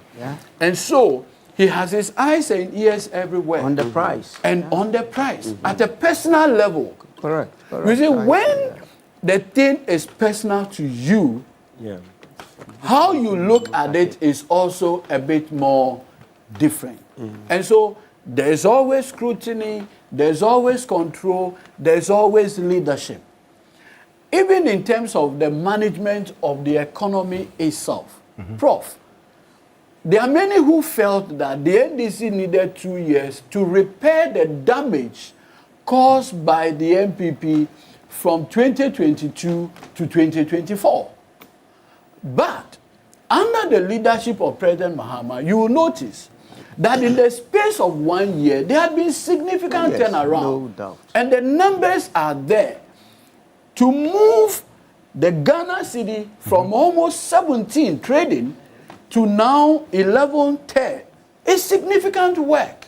2, to move inflation that went to 54% in 2022, at the time when only 2 countries were worse off than us, South Sudan and Zimbabwe, to now 3.8% within 13 months. That is significant work. And Prof, you know what? The Ghana Statistical Service in 2022 said the inflation of 54% resulted in 850,000 people becoming poorer. Yes. So what it means is that higher inflation has a correlation with poverty and all the other economic numbers. If today great effort has resulted in 3.8% of inflationary pressures, what it tells you, and that is why I'm not surprised that the statistical services, about 380,000 people have moved out of poverty with these numbers. So when you keep your eyes on the economic numbers, and if you look at the projection from now to 2027, at least the numbers look so good that even if we can maintain the Ghana cedi between 10 and 12 for the next 1 year, 2 years, it will keep the economy a bit more stable. Because when there is heat in the economy, it results in other cascading, the ripple effect is always high. And the team of economy, led by Finance Minister, the Honorable Ato-Fersen, Governor of Bank of Ghana, and others, they have kept their eye. That is why I find it a bit intriguing that the likes of Kofi Bento goes about saying that, oh, we have moved our gold reserve from 30 to 18. You know, when we're growing up, the chicken, the female one, it will be on its eggs. It will lay the eggs, and for 30 or something days or 21 days, it will just be on the eggs. That is why the MPP behaved for 8 years. They were just sitting on the gold, and Ghanaians were suffering. It has to take thinking outside the box, innovation, to see that you can cash out with higher gold prices and keep the economy flowing. Thankfully, this year, the mines alone are going to contribute about 12 tons to again replace what we have depleted. And so we come back to square one. I don't know how this thing was lost on our friends. Thank you. And that is why today, I mean, when I hear them talk, the likes of Kofi Bento and Co. still parading this, still propaganda about keeping our gold. You keep the gold for what exactly? Ornamental purposes. Right. No, you have to be innovative. Think. Gold went as far as 5,000. 500. Yes, 500. Today it's coming down. Exactly. So if you had not cash out, you'd have been a greater loser. Meanwhile, from all the data, the mines you'll be putting into Bank of Ghana, about 12 tons. And so it gets you back to the original position. And the governor even said they bought it to buy foreign exchange. Yes. So, and they said gold was lopsided. Senior Martin, do you know one significant thing? No. Do you know that so far, John Dramani Mahama, president, has not gone for €1 bond in a year? Oh, yeah, absolutely. Meanwhile, the economy is moving. There's not much heat in the economy. That is innovation. That is what leadership is about. And that is what Bawumia did not offer Ghanaians. Professor Baffa, no, I'll come to you on it. So you stay on this part. On the same issue? Yes, quickly. Because you were on the path. He just has to respond to you on that. There's no question at all about the performance of the president and the government. And I think, in a way, it's even miraculous that within a short span of 1 year, so many significant changes have occurred in the economy. And I like this point made by my good friend about using the gold and taking it out at the right time before even the drop in the price from 5,500 to 5,000. So I think the president and his economic team, no matter how you look at it, they've done a fantastic job within this short period. There's no question. And I don't think the other party can stand and dispute that. All I'm hoping for is for the president to keep his eyes on the price. And I'm also hoping that the global environment will continue to be favorable. Because look, all of us Ghanaians benefit when things go well under any government. Yes, sure. The previous one did not go well, and we suffered. Now I don't want another debacle by my government. Okay? So, for me, I'm thrilled at what is going on. And in fact, there are other things that we don't even have to bring to the conversation.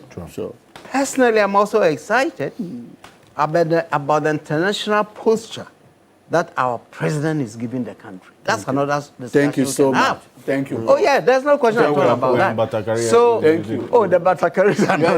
Unfortunately, I didn't bring my batakaris. I'm the old person here. But look, this country seems to have rediscovered itself. Thank you. There's no question. We have rediscovered ourselves, and I'm hoping that we all sustain it, so that. Mahama is the hope. Okay. We see, I don't mention names. But I know what I'm talking about. Sir. Yes, and sir. I think President Mahama has redirected the trajectory of our development. And I pray it continues like that. As for the domestic politics, we can expect it to go on. Those who may talk against it, it's up to them. It's all about the focus you want him to keep. Oh, sure. And on the global dynamics, Prof, I always say that as a politician, you must always build buffers. Okay. Good time, bad time. Yeah. And one of the things that we all realize is that when it comes to global factors, mostly we have very little control. Yeah. But so far, things have worked so in our well. favor. It reminds me of the Japanese word kamikaze. You know, twice the Mughal Empire tried to invade Japan. Twice they were defeated by the typhoons. And so the Japanese came out with the word divine winds, kamikaze. Okay. So far, the winds have been very divine. Correct. And we thank God for that. Precisely. Right. Thank you. But yes, no, because that is an issue which you raised, they commented, and you want to conclude on it. I'll come to you. I'll give it to you. Senior The Honorable Apiakobi will have to respond to all the other matters that have been raised. But that's hope that the divine winds are blowing in the right direction. That's right. Beyond hope, there has to be policy. Right, so hope has not really been the basis enough for any policy formulation for that. Let us start with the fears of some of members of the public, particularly MPP members, about the direction that Dr. Mahmoud Bawumia will go in terms of his leadership. And I want to assure all members of the party that some of us are there always to offer him the alternatives. One good thing about him is that he will listen to us if we offer solutions. The very bad thing about the previous setup was that when you offered solutions, nobody will listen to you. And, you mean the Kufuor-led government? Yes, that's what I'm saying. And I also agree with Prof, and in fact my good brother, that we have enjoyed some positive natural wind flow, which is good for all of us. And for me, as a Ghanaian, I'm always interested in ensuring the development of the country. So whoever does it doesn't really matter to me. As long as it brings relief and development to the country, I will wholeheartedly support it. And indeed, this gold thing that we have discussed this morning, when you have the eggs, you sell it at the best time to get the most revenue. Probably you use the same revenue to procure more in place. So my only prayer is that we sustain the economy as the way it's going, and we also hopefully receive the revenue, the returns to replenish what we have dissipated so far. It is not criminal to dissipate your wealth in time of need. If it gives you the overall net returns, that is okay for me. So let's work to get more into it. And again, I don't expect us to be overly critical about a policy that brings us relief as a country. So if we can improve upon it, let's offer the alternative so we can improve upon it. But coming back to the politics, and let me commend, in fact, the new financial management team, that at least we have seen some stability in our economics financially, and that is good for all of us. But come to the economics. I also enjoy the complacency of my good friend that the polling results suggest that any of the candidates will win the against. context was if elections were Yes, held but I in don't December. I don't take scientific research lightly, because I know that for nothing at all, it brings a lesson. And it is for us as beneficiaries of that information to also position ourselves to prove otherwise. And for me, 3 years in political life can bring all kinds of changes. And Prof even warned us that even one scandal can even topple the direction and all of us will crumble. So now, assuming this is the position of the candidates, if we put them up, that's the beginning of our planning. So let MPP take it as now we are coming from defense in an attempt to win. And we have also the capacity to overturn it. And as we are saying, all that it calls is for hard work. And so that we don't even start fighting from inside. We have gone past who is this in the party, who is that in the party. We have a structure. Let's maintain and encourage the structure. One good thing about it is that our parliament is doing well. And the minority leader now, they're doing very well by way of the arguments. And for me, they are winning most of the arguments. So let us strengthen them, let us encourage them, and let us provide more information so that they can go into the debates in the House. Let us not disrupt the structure as we have it, because it will be very difficult for us to rebuild if we destroy. So this notion of change of personnel for reason that they supported different candidates, I don't support it at all. It will rather demoralize some of us if we see people being punished for having supported candidate A or candidate B. In fact, I am prepared now to do anything humanly possible within my capacity to promote my candidate, who is Dr. Bawumia. And I will not for one day lie that I did not support Honorable Dr. Brian Champo. I supported him. And if I give him the opportunity again, I will support him. But for now, my candidate is only Dr. I want to believe that Dr. Mahmoud Bawumia believes that he needs all of us. And therefore, this idea of this one is here, this one is there. And indeed, it goes to Kennedy Agyapong also. Personally, I was advising members of the party that much as you have your preferred candidates, don't attack any of the candidates that you don't support because you want to give mileage to your candidate. It is only when you do that, when we finish, then it is difficult for you to come into the center to support the collective agenda. I didn't do that. I didn't encourage people to do that. But now we have one candidate. But this poor result, for me, I take it as a lesson. We are in class 1. Let's grow from this and turn the fortunes around and make sure that come the time that we are voting, our candidate will be the preferred candidate for Ghanaians. So, yes, it is good. And let's continue to also do the polls so that we will also enjoy the progression and be advised by same. Again, let us also find people, other scientists to also conduct, to validate or otherwise of the results that are coming from the pollster. So, for me, it's a good wake-up call. When they tell you that you are sick, accept that you are sick so that you find the solutions. If you debunk the scientific investigation of your health, then you're doing it at your own peril. So, NPP, I don't think that is necessary at all for us to try to argue out the results that have come out of the research. We can only do that by a change of our fortunes and also by also taking up some polling to ensure that we can verify what Musa is telling us. But I'm also very happy that people think that once you are here, you remain there forever. Let them think like that, and then let us also grow out of it so that when they turn around to look for us, they won't find us. They will find us in the lead. So my good friend who is happy that any of their candidates will beat our candidate, I'm happy about that. So the complacency is also a positive benefit to me, and I will enjoy it as a favor. Okay. But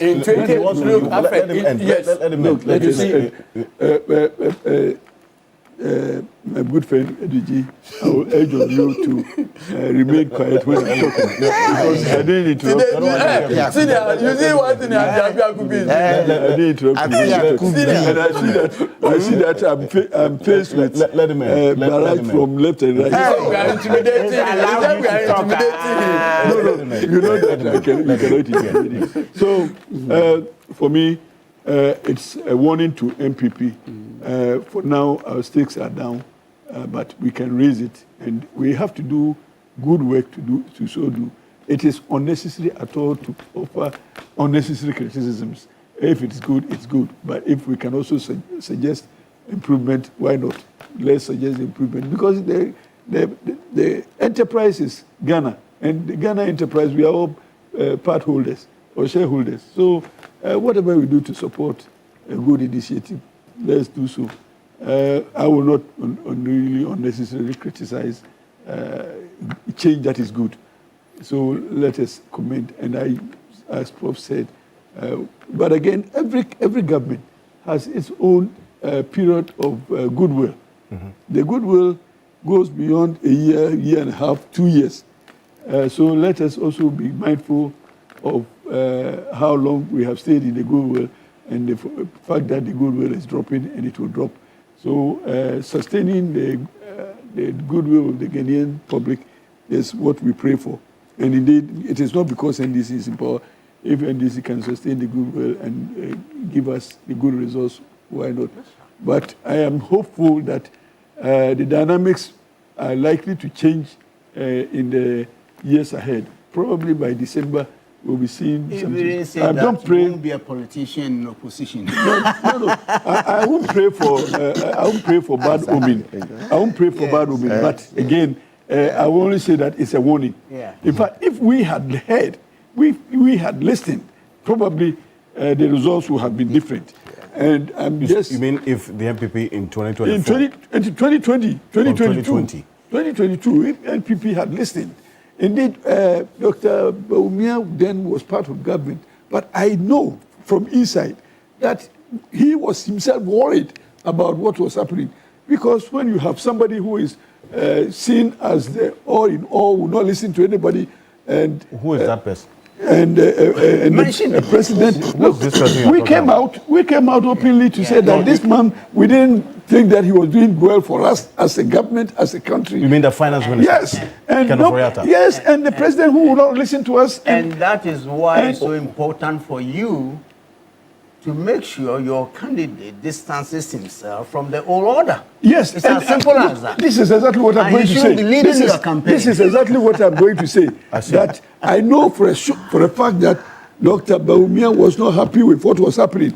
His only fault that I will bring out is that he did not voice it out. Yeah. But and that's the betrayal of the Ghanaians. I have not invited you. I have not invited you.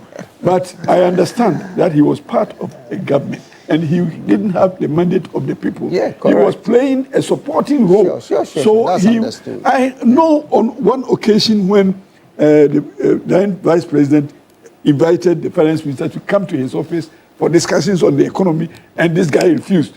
You mean Kenneth Wrighter refused to honor the invitation of Dr. Bawumia? He had Dr. Bawumia to go to the finance ministry to engage him. How come? How did it happen? And it happened.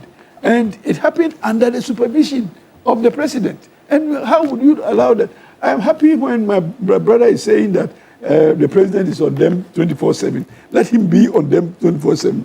And indeed, the position of chief of staff and people who are supporting the presidency, they should also be apt so that they are watching the government appointees, so they don't drag the government into let me just Senior Andy, a quick one. President Mahama, I commend you for being on them 24/7.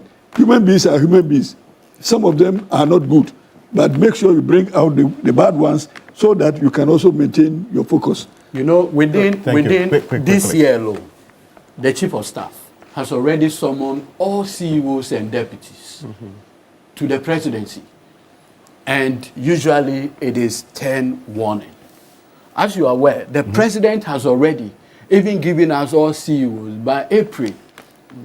if your audited Yes, sir. account for SOEs is not presented, you have questions to answer. And so you can see, and he's met ministers and deputies. So that is what he's doing, hands on. He doesn't want to leave anything to chance. But you see, there's an important thing that we all need to come, and I'll conclude, yes. I'm just concluding on that, is that our friends in the NPP say, this thing that these NDC people are doing, it's not sustainable.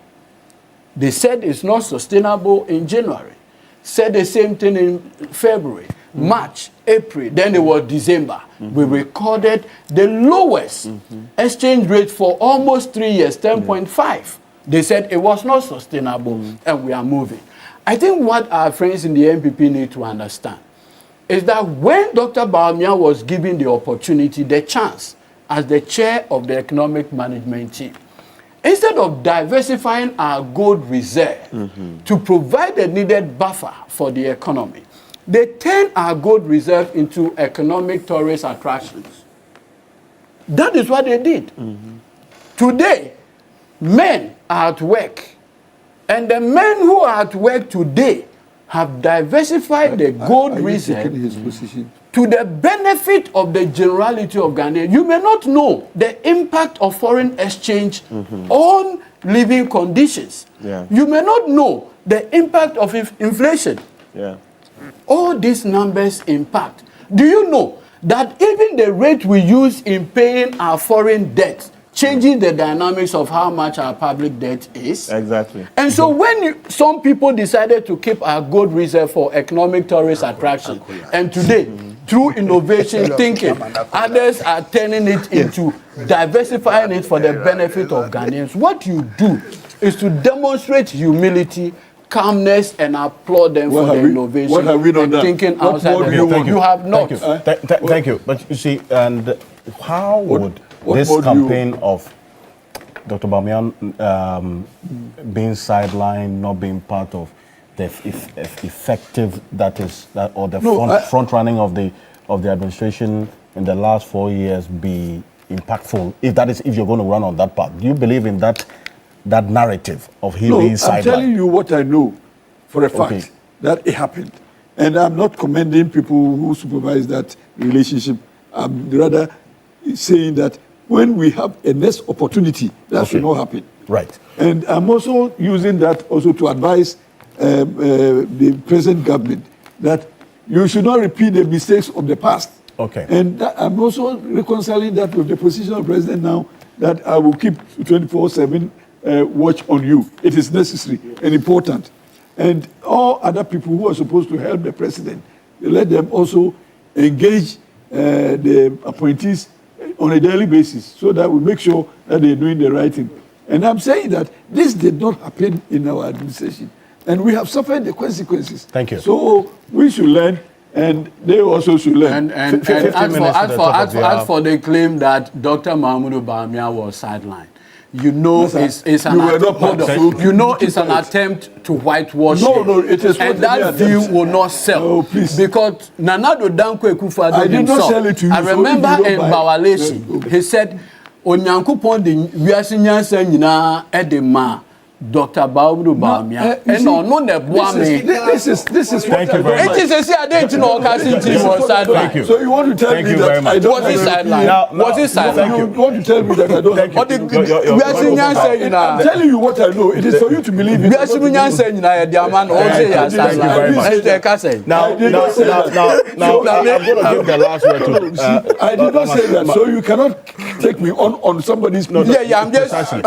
You made that without... Thank you. But earlier, I indicated that the CEO of Ghana Cocoa Board, Dr. Randiabe, is going to be joining us because the cocoa issue has also been one of the topical issues throughout the week. I have a cocoa farmer with us. I have the son of a cocoa farmer with us. And I'm also going to be joined by the president of the Ghana National Cocoa Farmers Association. He's also going to be joining us. But Lawyer Martin Bebu, quickly, a final word on this. And Dr. Randiabe is going to be joining us in a bit. Quick, please. Yes. So I'm back on the JHS matter, right? Quickly. So the point is that Yes, the Etexa mentioned, we want to put it in context that in the whole country, majority of citizens, what we have is the GHS qualification. Then, so are we then surprised at the kind of leadership we have? Yeah, because generally there's a correlation. The more you've read, the more you know your rights, etc., the more you can demand more capable, professional, and accountable leadership. I mean, somebody who has only GHS qualification, you think the person is generally, I'm talking about general, such a person is empowered to question a lawyer.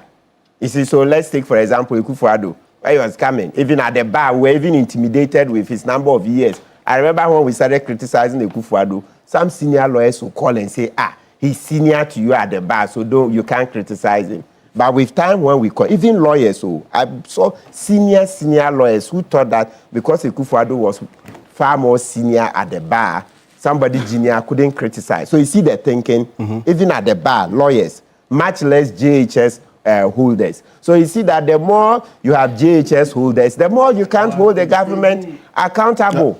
Okay. You see, generally, because you don't feel empowered. Because the thing is that he's more lettered, at least. And he seems to have more knowledge, a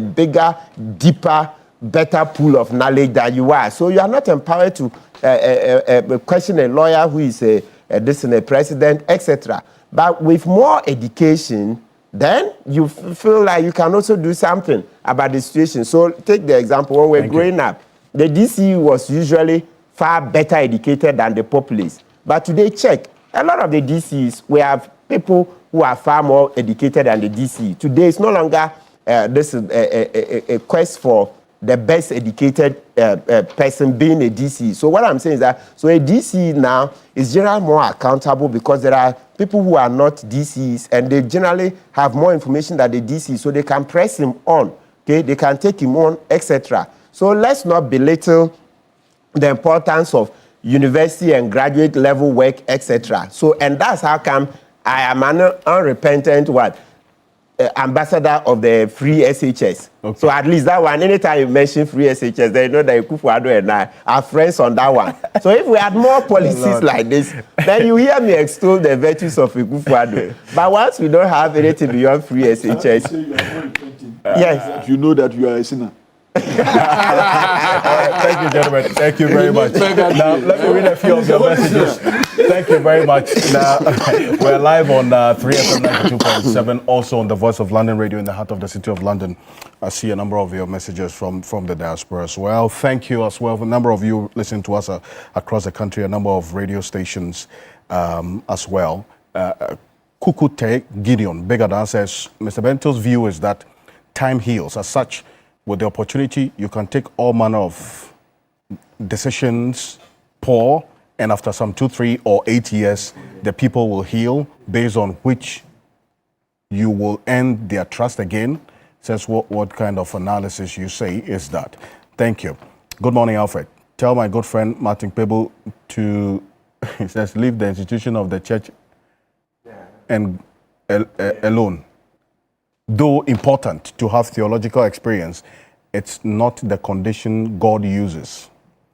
I knew you were going to have that. I mean, it's a matter of entitlement of opinion. Something wrong. True. Yes. No, I cannot be shut up. This one says, Kofi Bento keeps sticking his neck out for leaders. And when we interrogate, he says he's not their spokesperson. He's had to leave at some point. This one says, good morning. Okay, thank you very much. This one you're referencing a statement that I think has been corrected. Musa Dankwa as well. Thank you very much. This Kojo Chumbuafo, the CEO of the Financial Intelligence Center, FIC, says, good morning.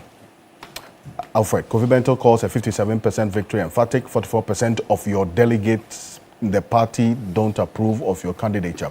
And this is emphatic. Perhaps Kofi Bento should go back to on the ground to assess what is happening there. A 56% victory is hardly emphatic, especially given that Bawumia has climbed down from 61% in 2023. Thank you very much for your message. My greetings to Kujo. Yes, and Yapia Kubi greets you. Master Planner Junior says Dr. Bamia has no interest in NPP constituency, regional and national elections. Honorable Duji should stop those allegations. Yes. He has been so... Which allegation? He has stopped. Which allegation? We assure him that he has stopped. It says has not any interest in NPP constituency, regional and national elections. I don't know what no, just reassure him that he has stopped. By that context. Alfred Appiah, a data scientist, says the 850,000 moving out of poverty number is from consumption poverty. That's different from multidimensional poverty and shouldn't be compared directly like Eduji is doing. The government previously couldn't just liquidate the gold previously because the focus was on building the reserves. The context has changed from 2025. They were using it for economic tourist attractions. So that is a measure, ornamental purposes. Thank you. This one here says, congratulations to Musa Dankwa. To Musa Dankwa and Global Info Analytics for correctly predicting the winner of the NPP presidential primaries. Musa remains the most consistent pollster. While the cause was correct, the margin of victory was understated and fell outside the poll's margin of error. The vote shares of 2 out of the 5 candidates were also outside the margin of error. In short, the winner was right, but the vote distribution was less accurate. This matters because the poll and a 99.9% confidence level that vote shares would fall within the margin of error of 3 plus or minus. Statistically, having 2 out of the 5 candidates outside the margin of error is a big deal in this case. Thank you very much for your message. Now, we would have to hear from the minority who spoke earlier in the week regarding the matters related to the Ghana Cocoa Board, the non-payment of cocoa farmers, but some cocoa farmers as a matter of fact.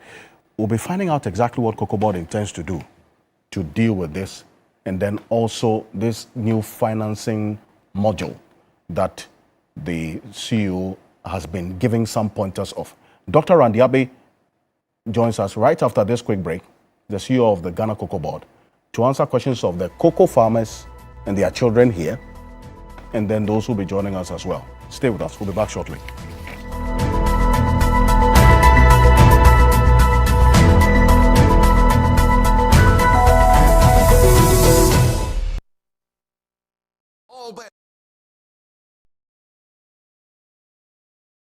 When you can have a vacation. Join us at the Chill River Resort in Cape Town, where the world stops and the focus is entirely on the two of you, just you and your lover. From the 13th of February to the 15th, We're leaving the chaos of a crowd behind for a weekend of intimacy and play. Think boat cruise, The heat of a bonfire and the kind of serenity that lets you explore every moment together. Limited rooms are available for just 2,200 Ghana cedis only to enjoy 2 nights of luxury and pleasure. Inclusive of special decor, candlelight dinner, and wine on arrival for you. The room is ready. Ours you? Visit mgtix.africa or call 054-788-6258 to book now. Your most intimate Valentine yet is waiting.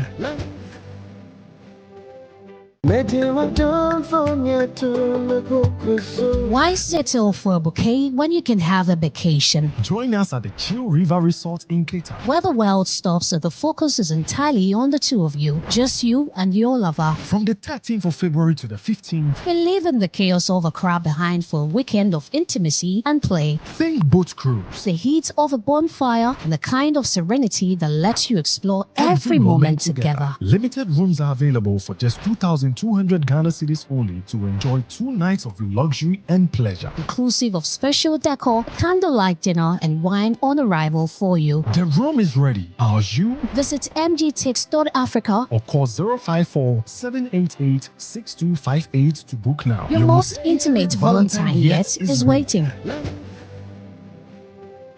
Why settle for a bouquet when you can have a vacation? Join us at the Chill River Resort in Cape Town. Where the world stops and the focus is entirely on the two of you. Just you and your lover. From the 13th of February to the 15th, We're leaving the chaos of a crowd behind for a weekend of intimacy and play. think boat cruise. The heat of a bonfire and the kind of serenity that lets you explore every moment together. Limited rooms are available for just 2,200 Ghana cedis only to enjoy 2 nights of luxury and pleasure. Inclusive of special decor, candlelight dinner, and wine on arrival for you. The room is ready. Ours you? Visit mgtix.africa or call 054-788-6258 to book now. Your most intimate Valentine yet is waiting.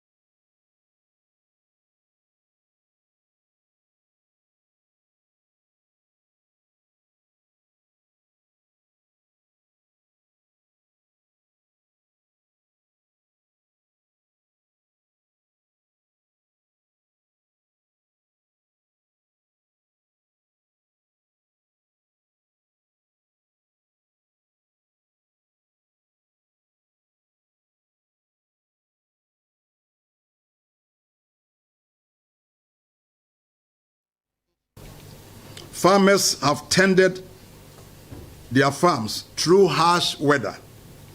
They have spent huge resources to control pests and diseases.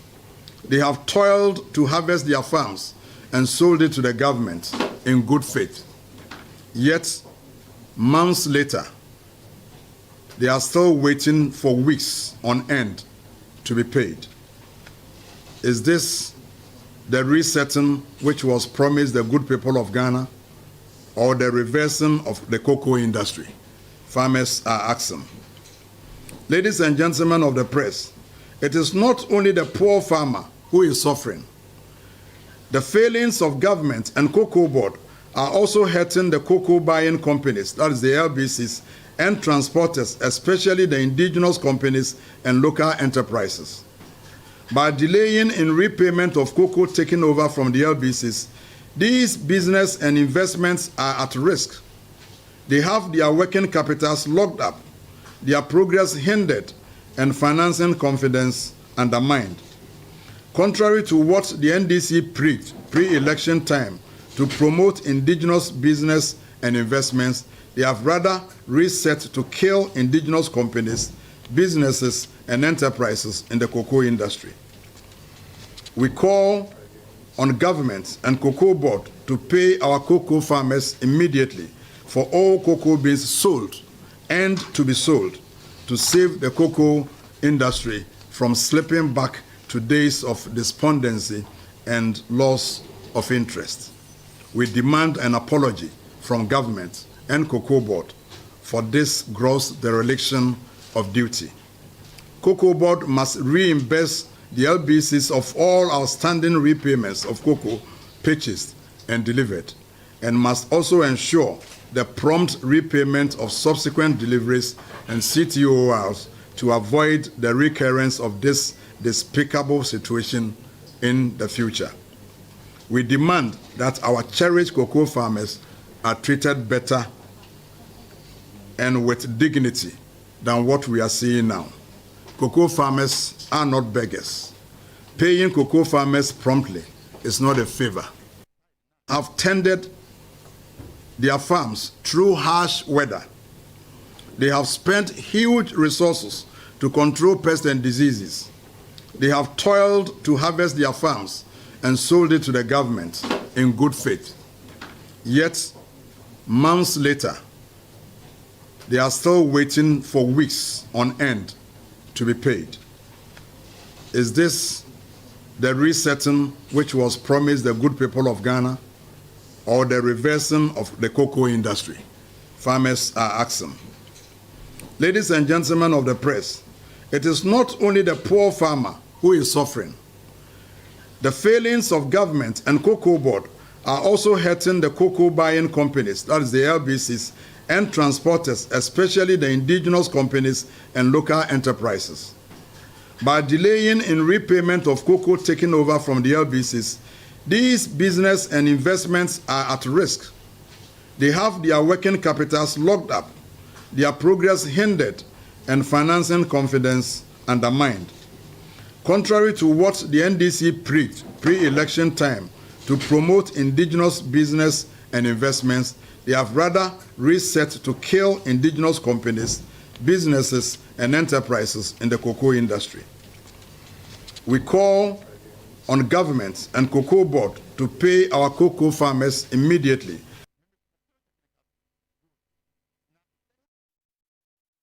Well, welcome back to Key Point on TV3. We're live on 3FM 92.7, also on TV3 Ghana on Facebook and on DSTV channel 279. We're all across the world on 3news.com. Now, that was the minority addressing the cocoa situation, and that's the non-payment of the cocoa farmers sometime during the week. And this is a matter that has been topical. And as I indicated, we'll have to get all the stakeholders in this matter this morning to speak to the issues, as you do know here on Key Point. And Dr. Randy Abe is the CEO of the Ghana Cocoa Board. He's joining us in the studio. Doc, good morning. Good morning, Alfred. How does it feel being on the other side? You've always been Interestingly, even when I was on your side, I also, on many occasions, appeared on the other side because I used to go on other shows. So That's right. it's good. But it's also good to be here in the company of Martin and good old Prof, who, when I was at Choice FM, we regularly interacted. He was always on the show. Wow. There, yes. So we go way back, some 26, 27 years. Wow. And then Honorable Apia Kubi. Also, I haven't seen him in a while, you know. Because he's not paying me. And my brother Ediji. So it's good to be here. It's good company. Indeed. No, the Honorable Apia Kubi is a stakeholder in this conversation because he's a cocoa farmer. Yes, I'm a How many acres of cocoa farm do you have? I have a 50-acre cocoa farm. 50 acres Yes. cocoa farm. Yes. You're a rich man. And then 20 acres. He's not been paid. He's not a rich man. I haven't been paid, so I mean. I see. They'll pay you soon. So you know where you would have made money? In 2024, when the prices went up to 10,000. That is when you would have made a lot of money, and you could have pointed to something to say that. Don't worry, it's not late. At the period, I invite you to my farm. The period where cocoa prices went to 10,000. Come to my farm. I was able to. Will even increase. I was able to make this money, expand this farm, or build this new house, or do this thing. But you're unable to do that as a result of It is not late. I'm still young. The decisions making by your your people. Let me welcome Mr. Stevenson Anane Boateng. He's the president of the Ghana Association of Cocoa Farmers. Zana Boateng, good morning. Randy, and incidentally, one of my sons is also called Randy. Hello, Zana Boateng, can you hear us? Good morning. Good morning. And please turn on your video for me, okay? Yes, I can do hear you. Yes, I hear you, but I can't see you. So you turn your video on. While you're at it, the minority press conference was clear. So you must apologize to the cocoa farmers for not paying them all the while, and the fact that for weeks on end they've been crying. You are not minding them. So what's happening? Well, first of all, I believe that the cocoa farmer deserves an apology. There's no doubt about that. I mean, for what some farmers are going through, that is those who have delivered their crop and have not been paid. They definitely deserve an apology. And for all the other farmers who also have crops that they are ready to deliver but are not being bought, and those who even are getting ready to harvest theirs and go through the process of getting them ready for sale and do not see the way clear with respect to purchases. They obviously deserve an apology. And on behalf of Cocoa Board, I'd like to sincerely apologize to all these farmers, but to also assure them that government is not slept over this. Cocoa Board and government has been holding serious discussions, and we'll have the opportunity of explaining why we are where we are. But we're also finding solutions to the issue, and we think that very soon, as early as possible, we would find a solution to this particular problem. It is not an easy situation, but of course we have the responsibility to find solutions, and we're doing just that. So once again, I'd like to sincerely apologize to all our farmers and other stakeholders who have been going through these difficulties in the last few weeks. I see. Zana Boateng, that's the apology, not just that, but with an assurance of payment very soon. What's the situation that you cocoa farmers are faced with now? Let's understand it before we get into the issues of why we are where we are. Hello. I can hear you.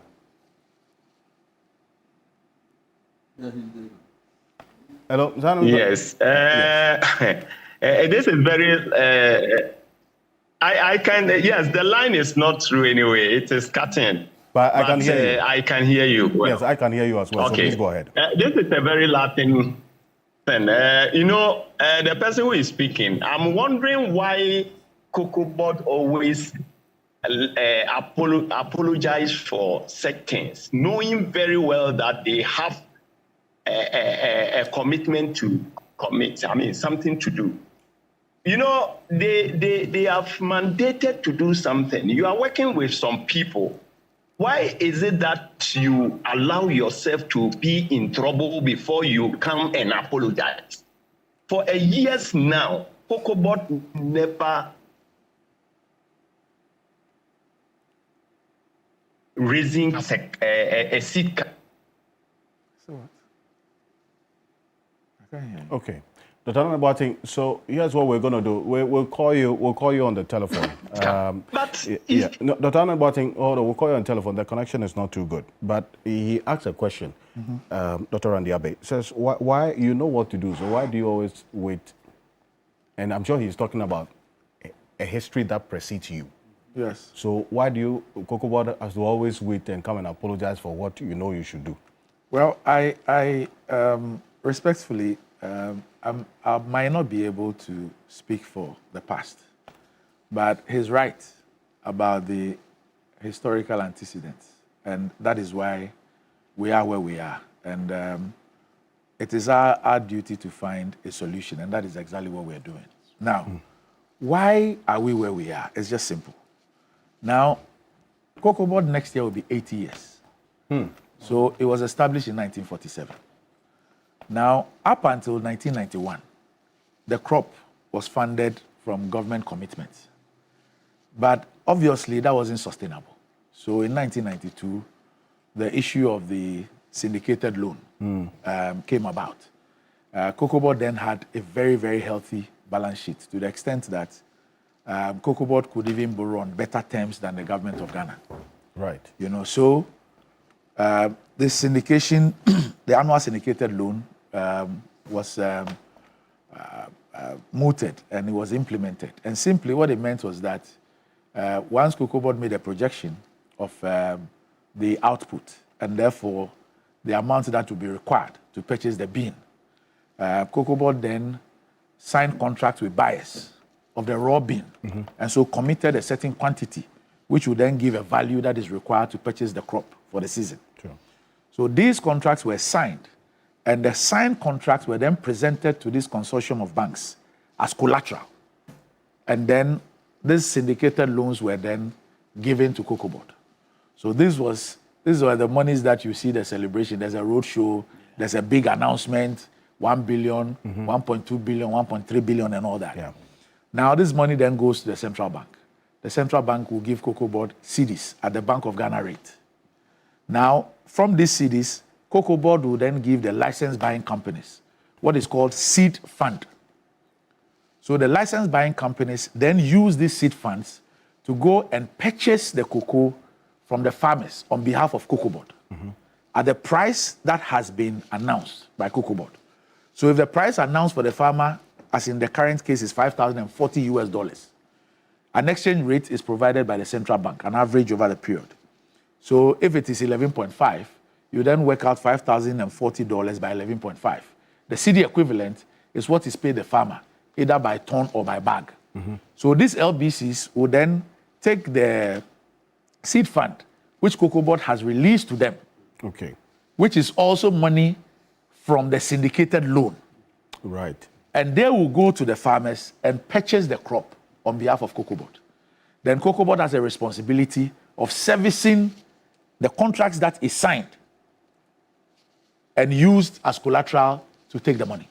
I see. So this has been the issue. So you don't buy cocoa directly from the cocoa farmer. The license buying companies. They buy on behalf of COCOBOD. On behalf of COCOBOD. Yes. So they are licensed to buy. That's why they are licensed buying companies. So they are licensed to buy. So for 32 years, we take the syndicated loan, we give them the seed fund, and they go out there and buy from the farmer on behalf of COCOBOD. That is what has been.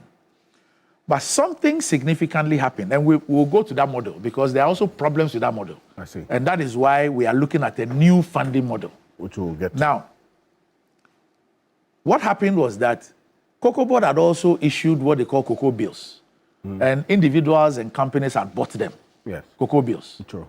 But in 2022, just when government of Ghana was doing the DDEP, COCOBOD also declared that it virtually was broke. It could no longer service the cocoa bills.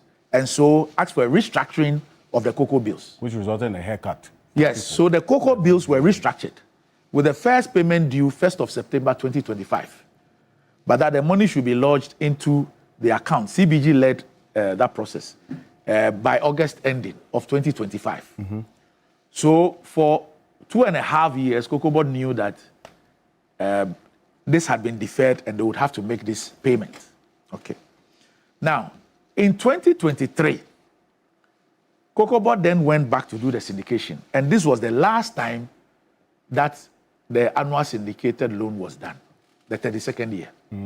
So Cocoa Board went out there to do the syndication for the first time in the history of Cocoa Board. And I've explained to you how you do the, you sign the contract, you lodge the contracts as collateral, and then on the basis of the collateral, the money is released to you.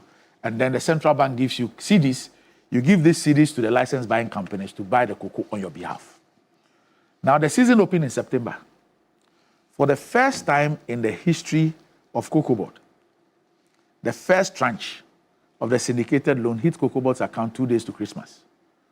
And if you listen to the licensed buying companies at their press conference, the first money they received from Cocoa Board was on the 26th of January, 2024.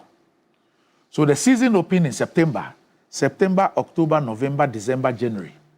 For the first time in the history of the syndicated loan, the 32-year history, the money came about 4 or 5 months after the season had opened.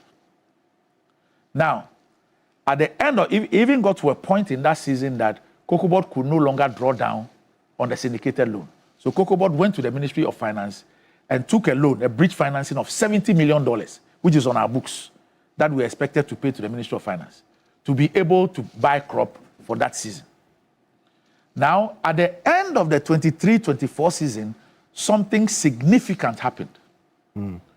Cocoa Board was unable to supply 333,767 tons of the cocoa contracts that it has signed and used as collateral to take the syndicated loan.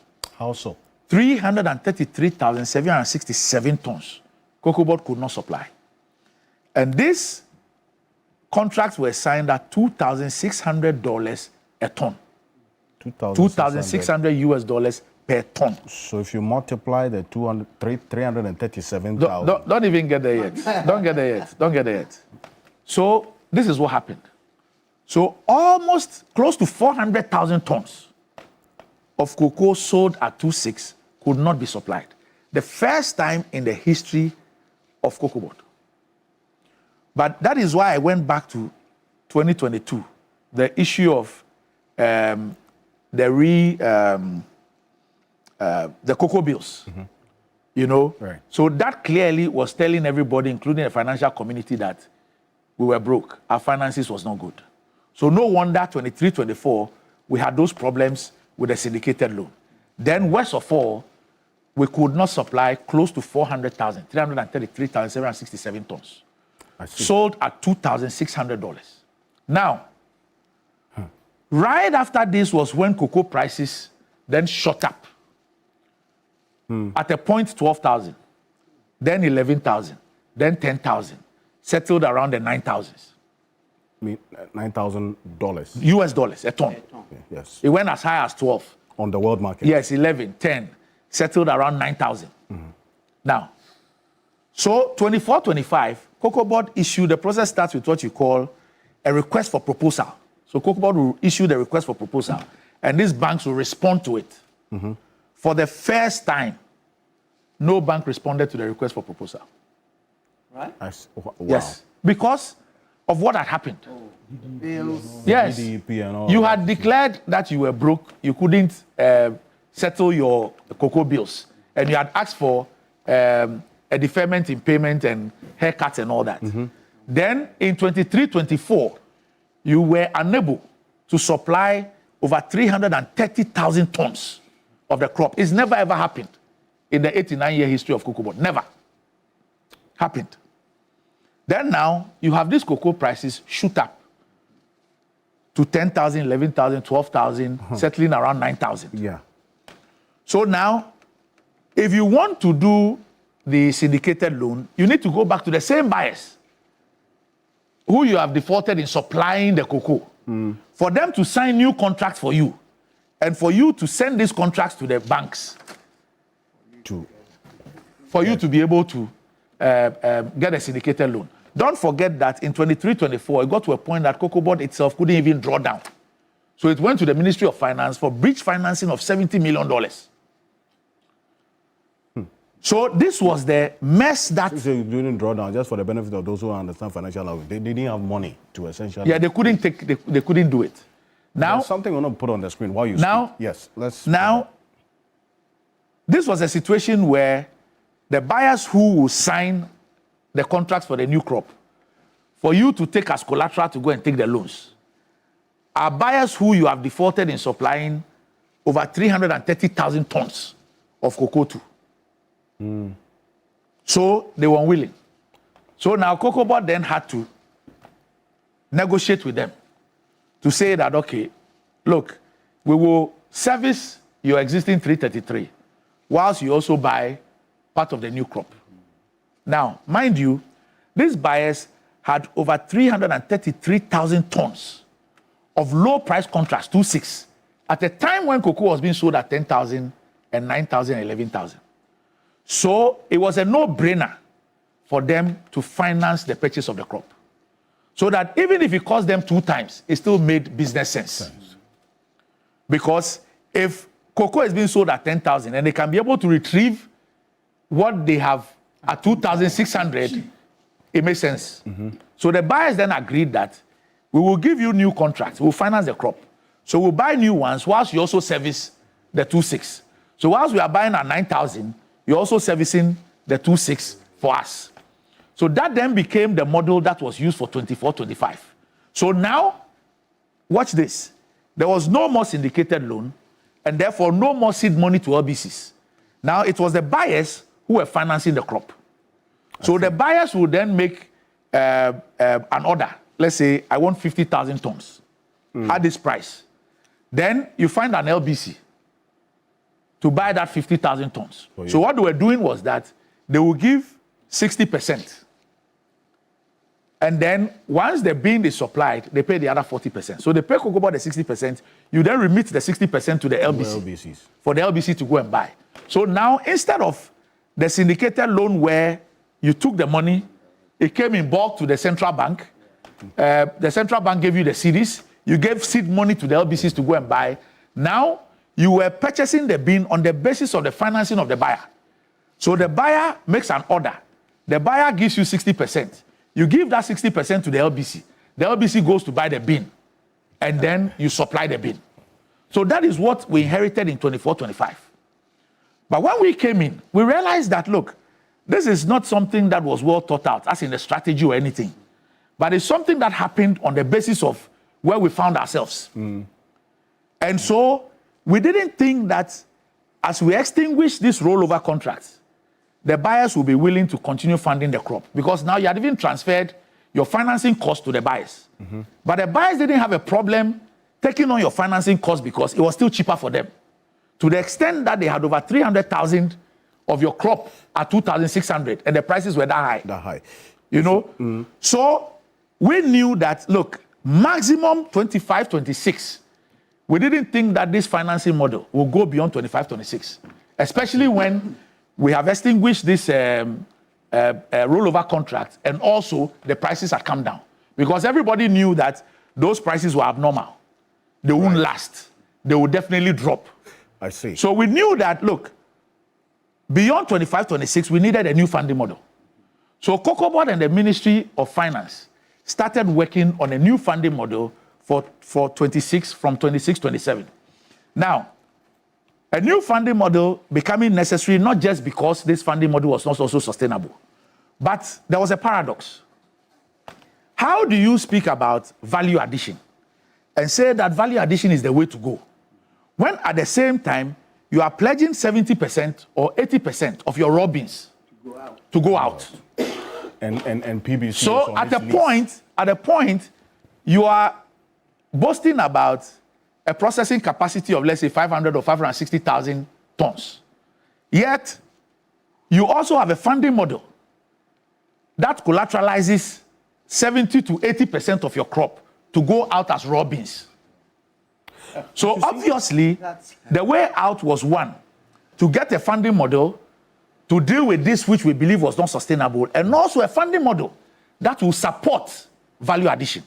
So that stopgap measure of which was implemented in 2023-2024 was not one that you saw as 24-25. 2024 and 2025 was not a sustainable one because it was meant to deal with the problem. We couldn't go back to the market to go and do the syndicated loan. We had done a request for proposal. Nobody responded.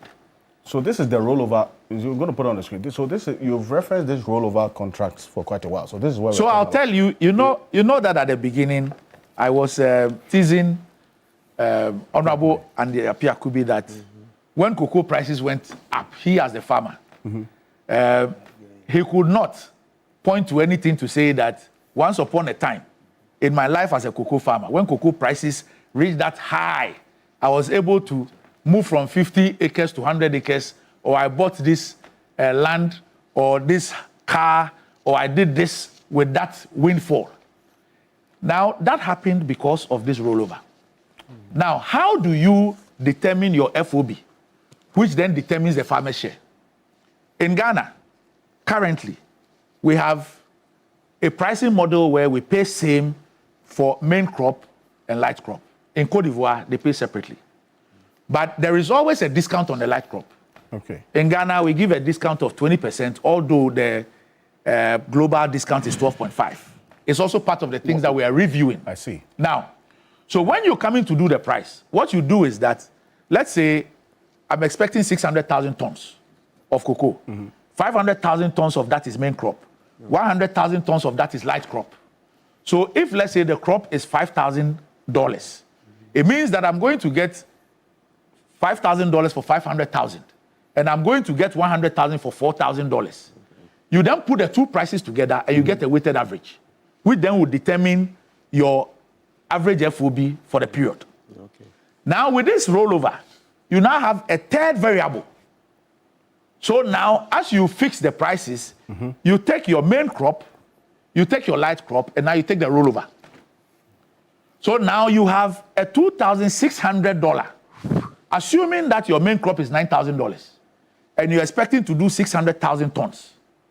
You have 333,767. That is priced at 2.6. Then you probably will have a 170,000 that is priced at 9,000. Then you have 100,000 that is priced at 7.2. That is the 20% of the 9,000. So obviously, this 333,000 will pull your weighted average down. And that is how come, although cocoa prices were that high, the FOB that was declared in September of 2024 was $4,800. Although the prices were 9,000 and 10,000. And then the farmer was given 63.9%, which translated to $3,100. And that is where you heard a lot of noise. The farmer is being cheated. He should be given 6,000. He should be given 7,000.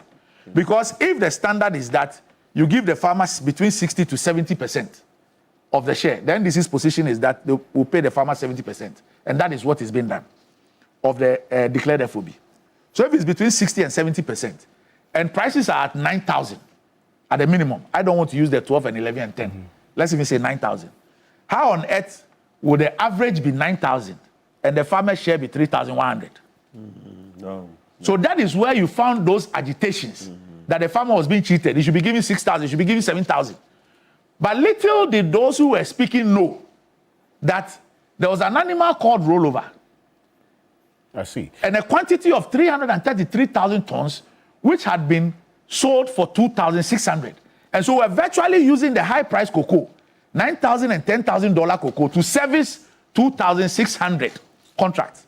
So if you see here, in just one season, 24-25, if you look at loss of revenue, yes, is 941.58 million. So, but for those rollovers and their impact, this would have been extra revenue to the cocoa farmer and to Cocoa Board. $941.58 million. Yes. Cocoa Board lost that money. No, that was loss in revenue for the farmer and all stakeholders. Because if a farmer was even getting 63.9% of that, you can calculate what the farmer had lost. And that is why I made that reference to Honorable Apiakubi. And then Cocoa Board 2. This could have also reduced Cocoa Board's indebtedness significantly. That is, if the 235,000 tons were sold at the market price of $6,600. Yes. Now, apart from this, watch this carefully. You know, in the minority press conference, they spoke about, the LBCs are old monies. That's true. But you see, we now were paying the farmer $3,100 a ton. So what it means is that when the LBC goes to the farmer, the LBC pays the farmer $3,100, CD equivalent, for a ton, the crop. Anytime we use that crop to service the 2,600 rollover, there was a debt of $500 to the LBC. Because the LBC is paying the farmer $3,100 on your behalf. You are using that cocoa to service a contract signed for $2,600. So apart from the loss of revenue of the 941, you are also losing $500 on each ton. You owe the LBC $500. So it means that you even have to top up $500. And as at the time that we finished 24-25, 4 billion cedis was what we owed the. So when you see the CTO as his cocoa taking over receipts. I see. So that is what we owed the LBCs as a result of those differences. So now it gets worse. It gets worse in 25-26. Because now, having extinguished about 235,000 tons, the rollover effect now becomes minimal. It's about 98,000. So the effect he had on 24-25 is lesser than 25-26. Okay. And that is why for 25-26, we were able to declare an FOB of $7,200. Because now, the impact of the rollovers had reduced from 333 to 98. So you declare 7.2. But guess what? The catch there is that the 7.2, by the NDC's manifesto of paying 70% of the declared FOB, the farmer share now became $5,040 $5,040. Now, so in the 25-26 season, anytime you use the 5,040 crop to service a rollover, the difference now moves from $500 to about $2,400. Because now the LBC is giving the farmer 5,040, and you are using that 5,040 to settle a 2,600 contract signed in 23-24 but not delivered. So you have to then give the FOB, the LBC, that difference. So that is how worse the situation had become. Now, then you had the issue of the prices tanking, going down. But by the time the prices moved down to about 5,000, we had done contracts, 530,000 tons. So we have bought 530,000 tons from farmers and paid fully. 530,000 tons and paid fully. Now, the prices were going down. You were paying the farmer 5,040. As we speak, it is at $4,100. Dropped. Now, mind you, under this model, it is the buyers who are financing the crop. The crop is being sold elsewhere at 4.1. You have a cost to shipment of 6.3. You give the farmer 5,040, then you have your haulage, you have your grading and sealing, you have your warehousing, shipping, and all that. So you put all that cost together, you're doing about 6.3. But let's even narrow to the 5,040, which is paid the farmer.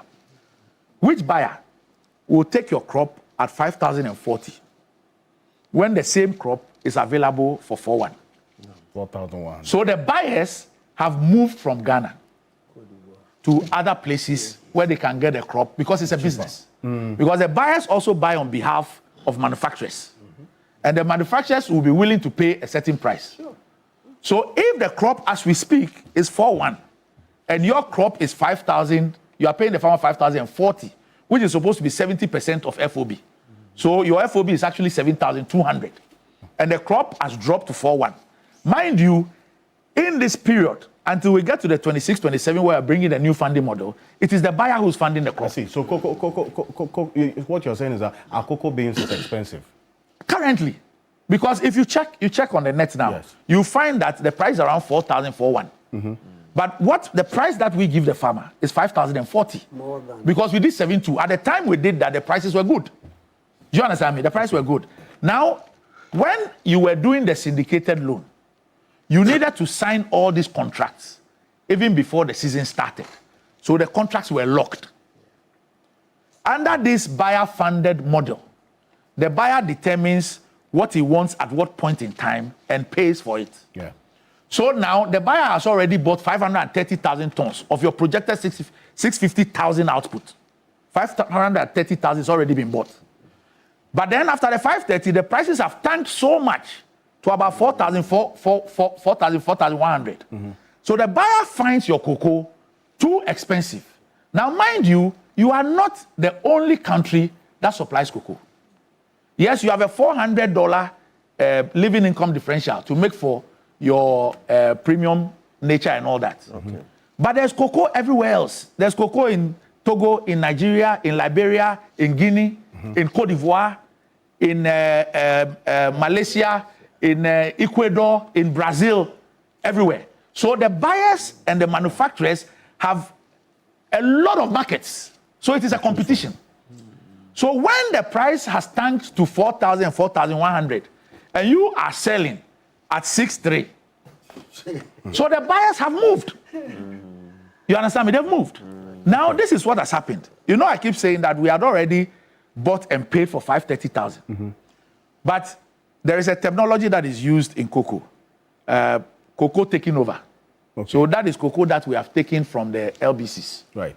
When it comes to cocoa taking over, we are at 580,000 tons cocoa taking over. But 530,000 is what we actually have contracts with. So they have been bought. So what happens to the difference of the... But the 50,000 is cocoa that the LBCs have bought, handed over to Cocoa Board, but the buyers have not taken. So when you hear a farmer say that they've taken my cocoa, they've not paid, it could be part of this 50,000. Okay. I see. Because at that point, the buyers are finding your price too expensive. And so they are not willing to give you new contracts at those prices. Then if you hear the farmers say that we have the cocoa, there's no money to buy, they are not coming to buy. It also is because the buyers have moved out to other places because your price is too expensive for them. So this is the situation. This is what we find ourselves in. Something today. And I want you to hold on to that point about the pricing and what you have done over the period, because there's some clarity to the picture. And that's what I wanted us to establish.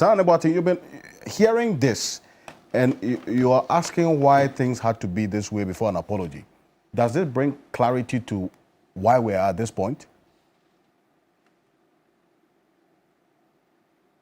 Is that anybody? Can you hear me? Unfortunately, we lost him. We'll try to bring him back on the telephone again. But, Prof, because we were asking about why we are at this point, why cocoa farmers haven't been paid, and now we understand why some of them are crying that beans have been bought, they are not being paid. But if you look at what has been the case and what has influenced where we are now, quite troubling, is it not? Very troubling. And first, let me express appreciation for Randy's first apologies to the farmers. They may not accept it, but I think it's a wonderful gesture for you to admit the lack of payment and to apologize. Very good. And your presentation for those of us who can understand the intricacies of procurements and exports and all these arrangements, I think they can appreciate it. But unfortunately, I think most of our farmers may not have a deep sense to appreciate the depth of the exposure that you have given. And that's where perhaps the problem is. And this really takes me back to your earlier argument, Martin, about high schools, education, and understanding or not understanding. But I'm moving it up to where the highly educated people, unfortunately, have been part of the problem in the management of this country. We are a bigger part, the so-called highly educated people. You see... Prof, please hold on to that point. Please, don't lose it. Sure. Mr. Anna Boateng is joining us back on the telephone. Mr. Anna Boateng, I lost you. I was asking, now getting the explanation from the CEO of Cocoa Board why we are where we are at this point. Does it bring clarity to you as to why you cocoa farmers, some of you, in fact, haven't been paid?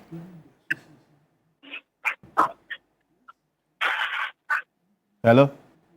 Hello? Yes, I can hear you, sir.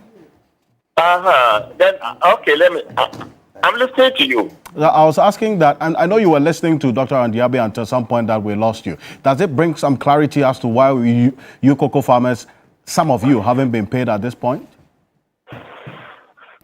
Your line is something. I cannot hear you well. Your question again, please. Okay. So you were asking why Cocoa Board has to wait for things to get bad before they come and apologize, correct? Okay. Yes, this is a very interesting thing because we don't know why Cocoa Board always, do mistakes before they come and apologize. They have all their aspects there. I know Cocoa Board, they have doctors, professors, and even emeritus professors are with them. And they know that, and they are claiming they are the high-profile group. But we don't know. For a long time, Cocoa Board never prepare himself or make himself available for the business they are doing. They always go for syndicated loan before they pay. Meanwhile, it's a business. It's a tax that they are fixed on. And it's a financial business. It comes with money. That is why the sector has been moved to the Ministry of Finance because the income that comes to the sector is quite high. So for over 70 years now, Cocoa Board never think of raising seed as a capital for his business. This is a very serious thing. We have sat down, and even when the thing started from October or even November, to date, they never come out to tell the public on the farmers to convince us that there is a problem there. As I was listening to your conversation, and it is all about the syndication. One time, and the syndication stopped bringing. The syndicated loan they go for a stop. That is why it has brought all these problems about. And farmers are still having this kind of challenges for 3-4 months now. We have not been paid. And Cocoa Board is coming up and tell the public that he is apologizing. He apologizing for what? He has started this business quite long time ago. They never think of, raising funds as their seed capital to run the business. Right. Meanwhile, they have all the aspects. I have a problem. My brother, give me time and let me do this analysis. I learned from the sector, the world cocoa production, that cocoa every year when the price add value to it, they get $136 billion. Ghana and Ivory Coast produce 70% out of this total. But what we get, Ivory Coast gets 3 billion, Ghana gets 2 billion. To make it 5 billion. And this amount, deducting from what is left, 136, it's $131 billion left out. Meanwhile, we have the experts there. Technology Center is right in Kumasi. And this technology center, KNUST, is one of the best, among the best universities and technology centers in West Africa. Okay. Meanwhile, and this year, as I'm speaking, go and ask the university. They will tell you they admitted not less than 40,000 students. They will all train and come and stay in the house. Meanwhile, we have this product there which can generate a huge sum of money to support the country's economy. Brother, we are fed up with Cocoa Board. And you brought for the running a business. enye brofo koko adwuma na enye brofo eye sekan ne adwene so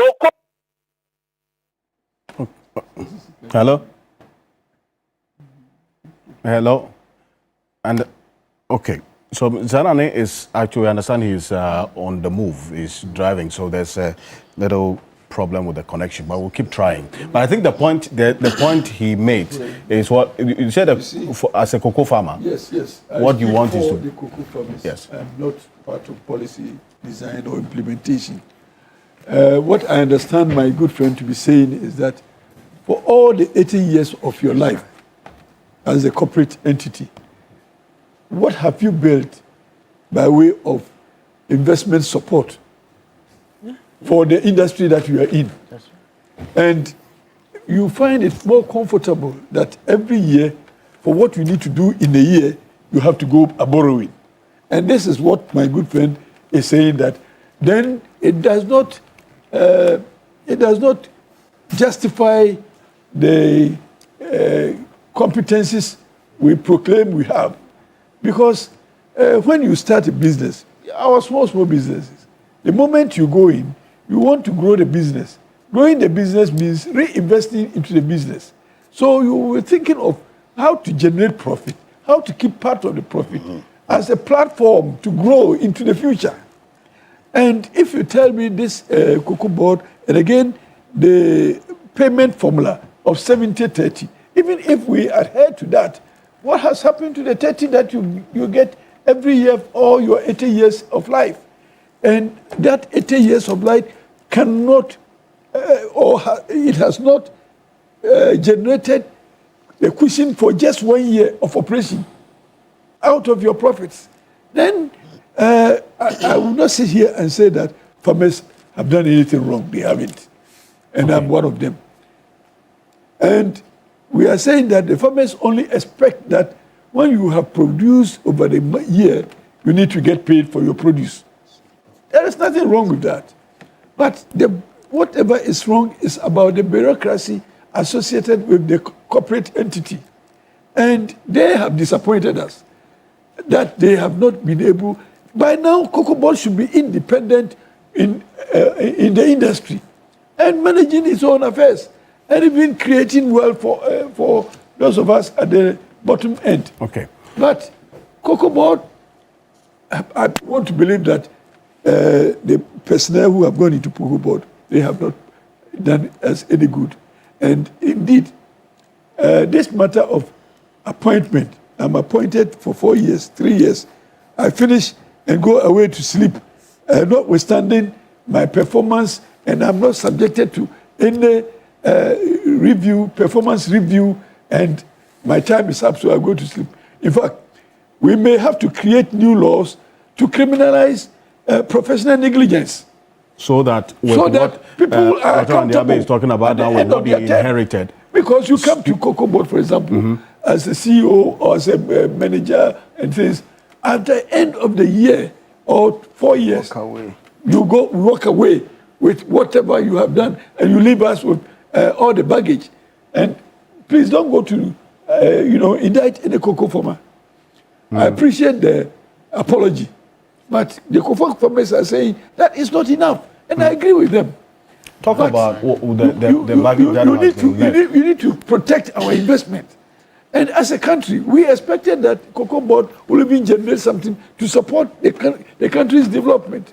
So that bit about accountability, so that beyond what has been said now, somebody must be held to account to answer for this. So Alfred, just before that, let me say that I appreciate the concerns of Mr. Stevenson and all cocoa farmers, including the Honorable Piakubi. I perfectly understand them. And they have every right to say what they're saying, because an institution that is almost 80 years old, next year Cocoa Board will be 80.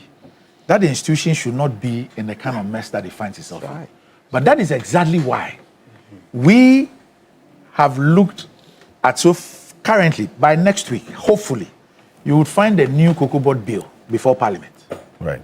In this bill, under the auspices of the Honorable Finance Minister, Dr. Atufosin, we're working on a new pricing model, a new funding model, and that will be linked to value addition.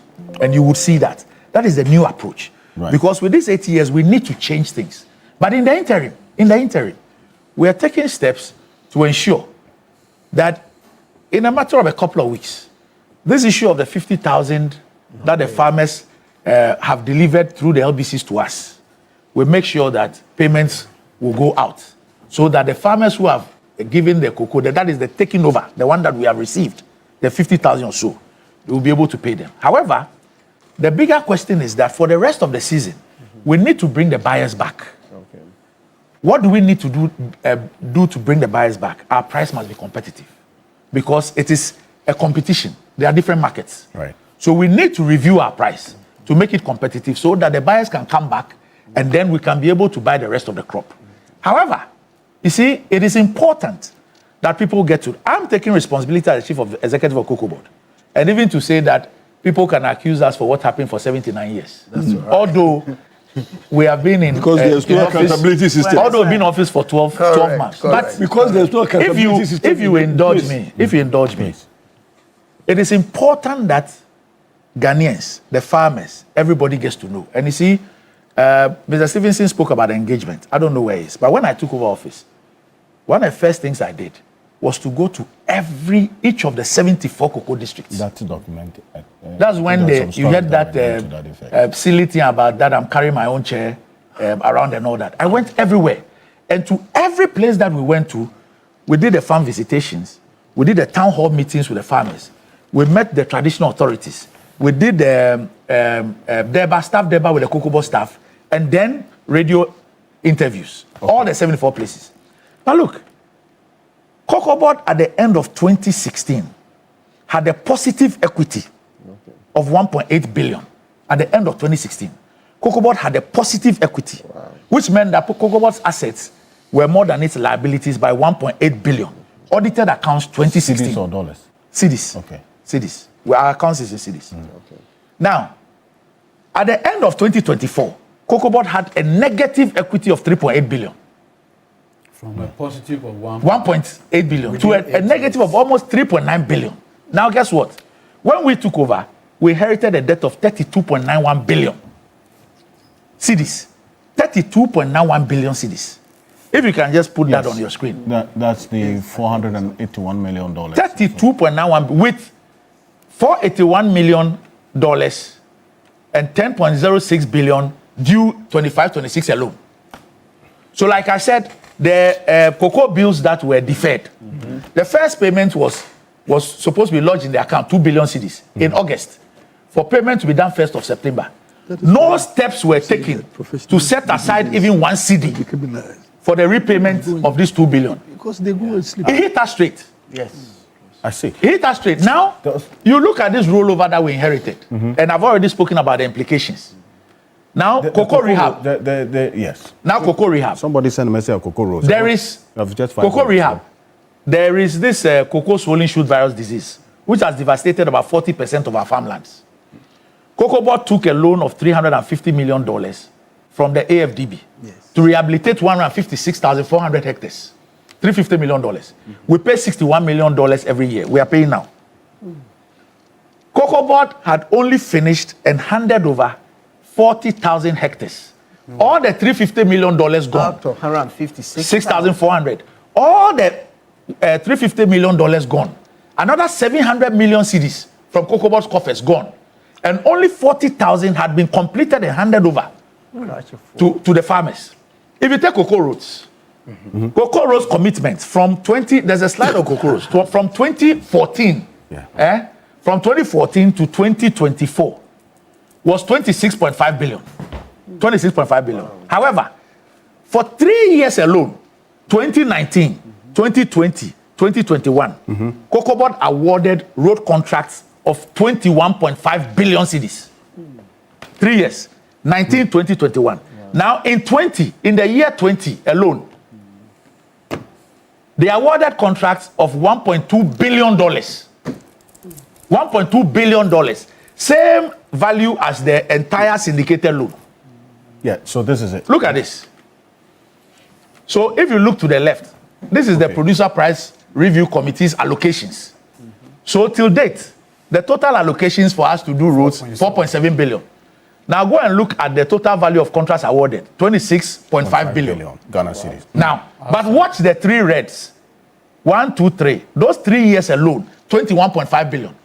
And if you watch the 2019-2020, 1.175 billion and 231 million cedis road contracts awarded just that year. Wow. But look at this. Look at the first column, the allocation. If you look at the allocation, the 4.7 billion, nothing. It gives you an average of about 430 million cedis a year, an average of 430 million. So if you get an allocation of an average of 430 million and you award contracts of 21.5 billion, what you're essentially saying is that it will take you 47 years to pay. Yeah. Meanwhile, you sign these road contracts to be executed between 24 months and 36 months. And said that once these contractors finish and they issue their certificate, you, Cocoa Board, you have 90 days to pay, failure which will attract interest. Who does this? So what are you going to do? Who does this? So who's going to be held accountable for all of this? Well, it's not for me. Yeah, you can go to the jute bags as well. You can go and check the jute bags, the jute sacks. The next thing. And the money paid to University of Ghana lands, the $9 million. For how many acres? 12 acres. Can you imagine? Now, these are jute sacks. If you look before the 22 season started, Cocoa Board had 94,000 bales in stock. Each bale is 300 sacks. We had this 94,615 in stock. Yet, Cocoa Board went to procure 75,000. Let's assume that we needed a backup. No problem. 75,000. This 75,000, Cocoa Board cleared 74,023. That's fine. Now, you will see quantity issued tells you the number of sacks used in a year. So what it meant was that for that year, we needed 57,000. But we had 94,000. We went to buy another 75. That's fine. Okay. But then when you had 111,000 in stock, the following year, they went to procure another 75,000. And they cleared only 17,000. So there was 57,000 still at the port. So you had 90, and that year we used only 31,000. You had 96,000 in stock and went to procure another 56,000. When you had 57,000, 55,000, you are not cleared. Then worst of all, in 2024, they went to do 80,000. December 2024 issued an irrevocable letter of credit, $48 million on our Ghana International Bank account in London for 80,000. When you are not cleared all of this, and you had this in stock, this season, the sacks that we have used are those that are in stock. We still have enough to use for next year. All these ones that are supposed to be at the port, we have not received them yet. Wow. So is somebody going to answer for this finally? Before of course. Somebody Dr. Randy Abe, is Cocoa Board going to haul somebody? No. What have you done? Please, it shouldn't be Dr. Abe. Yes. No, but he's... No, I think, seriously, listen. But for down on the table, he represents. We need a national probe into the affairs of Cocoa Board since 1992. Okay. You see, cocoa was the mainstay of our economy before oil, before gold, and all that. All this while. Thank you. Now, but the probe must be independent. Round it up for me. Okay, so all I'm saying is that a national probe is needed, and not just the bill you are sending to Parliament, because we need a larger picture of the mess and create new laws that will prevent future managers of our state institutions from being reckless. This is simply mismanagement of a national asset. So if you say Randy should go and probe, no. We need a national probe, open probe for everybody, farmers and everyone, and hold accountable all so-called educated people who go to manage that sector of our economy. It's as simple as that. Thank you very much. To you, this is Professor. awful. That anger you feel is not just to you alone. In fact, it's one that I've got quite a number of people sending messages to that effect. But generally,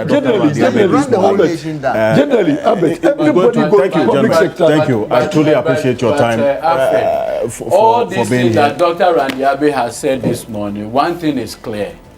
When the farmer is quiet, the thief may come out telling him he is rather the thief.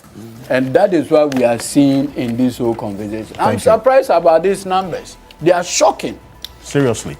Thank you very much, gentlemen. We would have to table this matter because the farmers say they want to be part of this.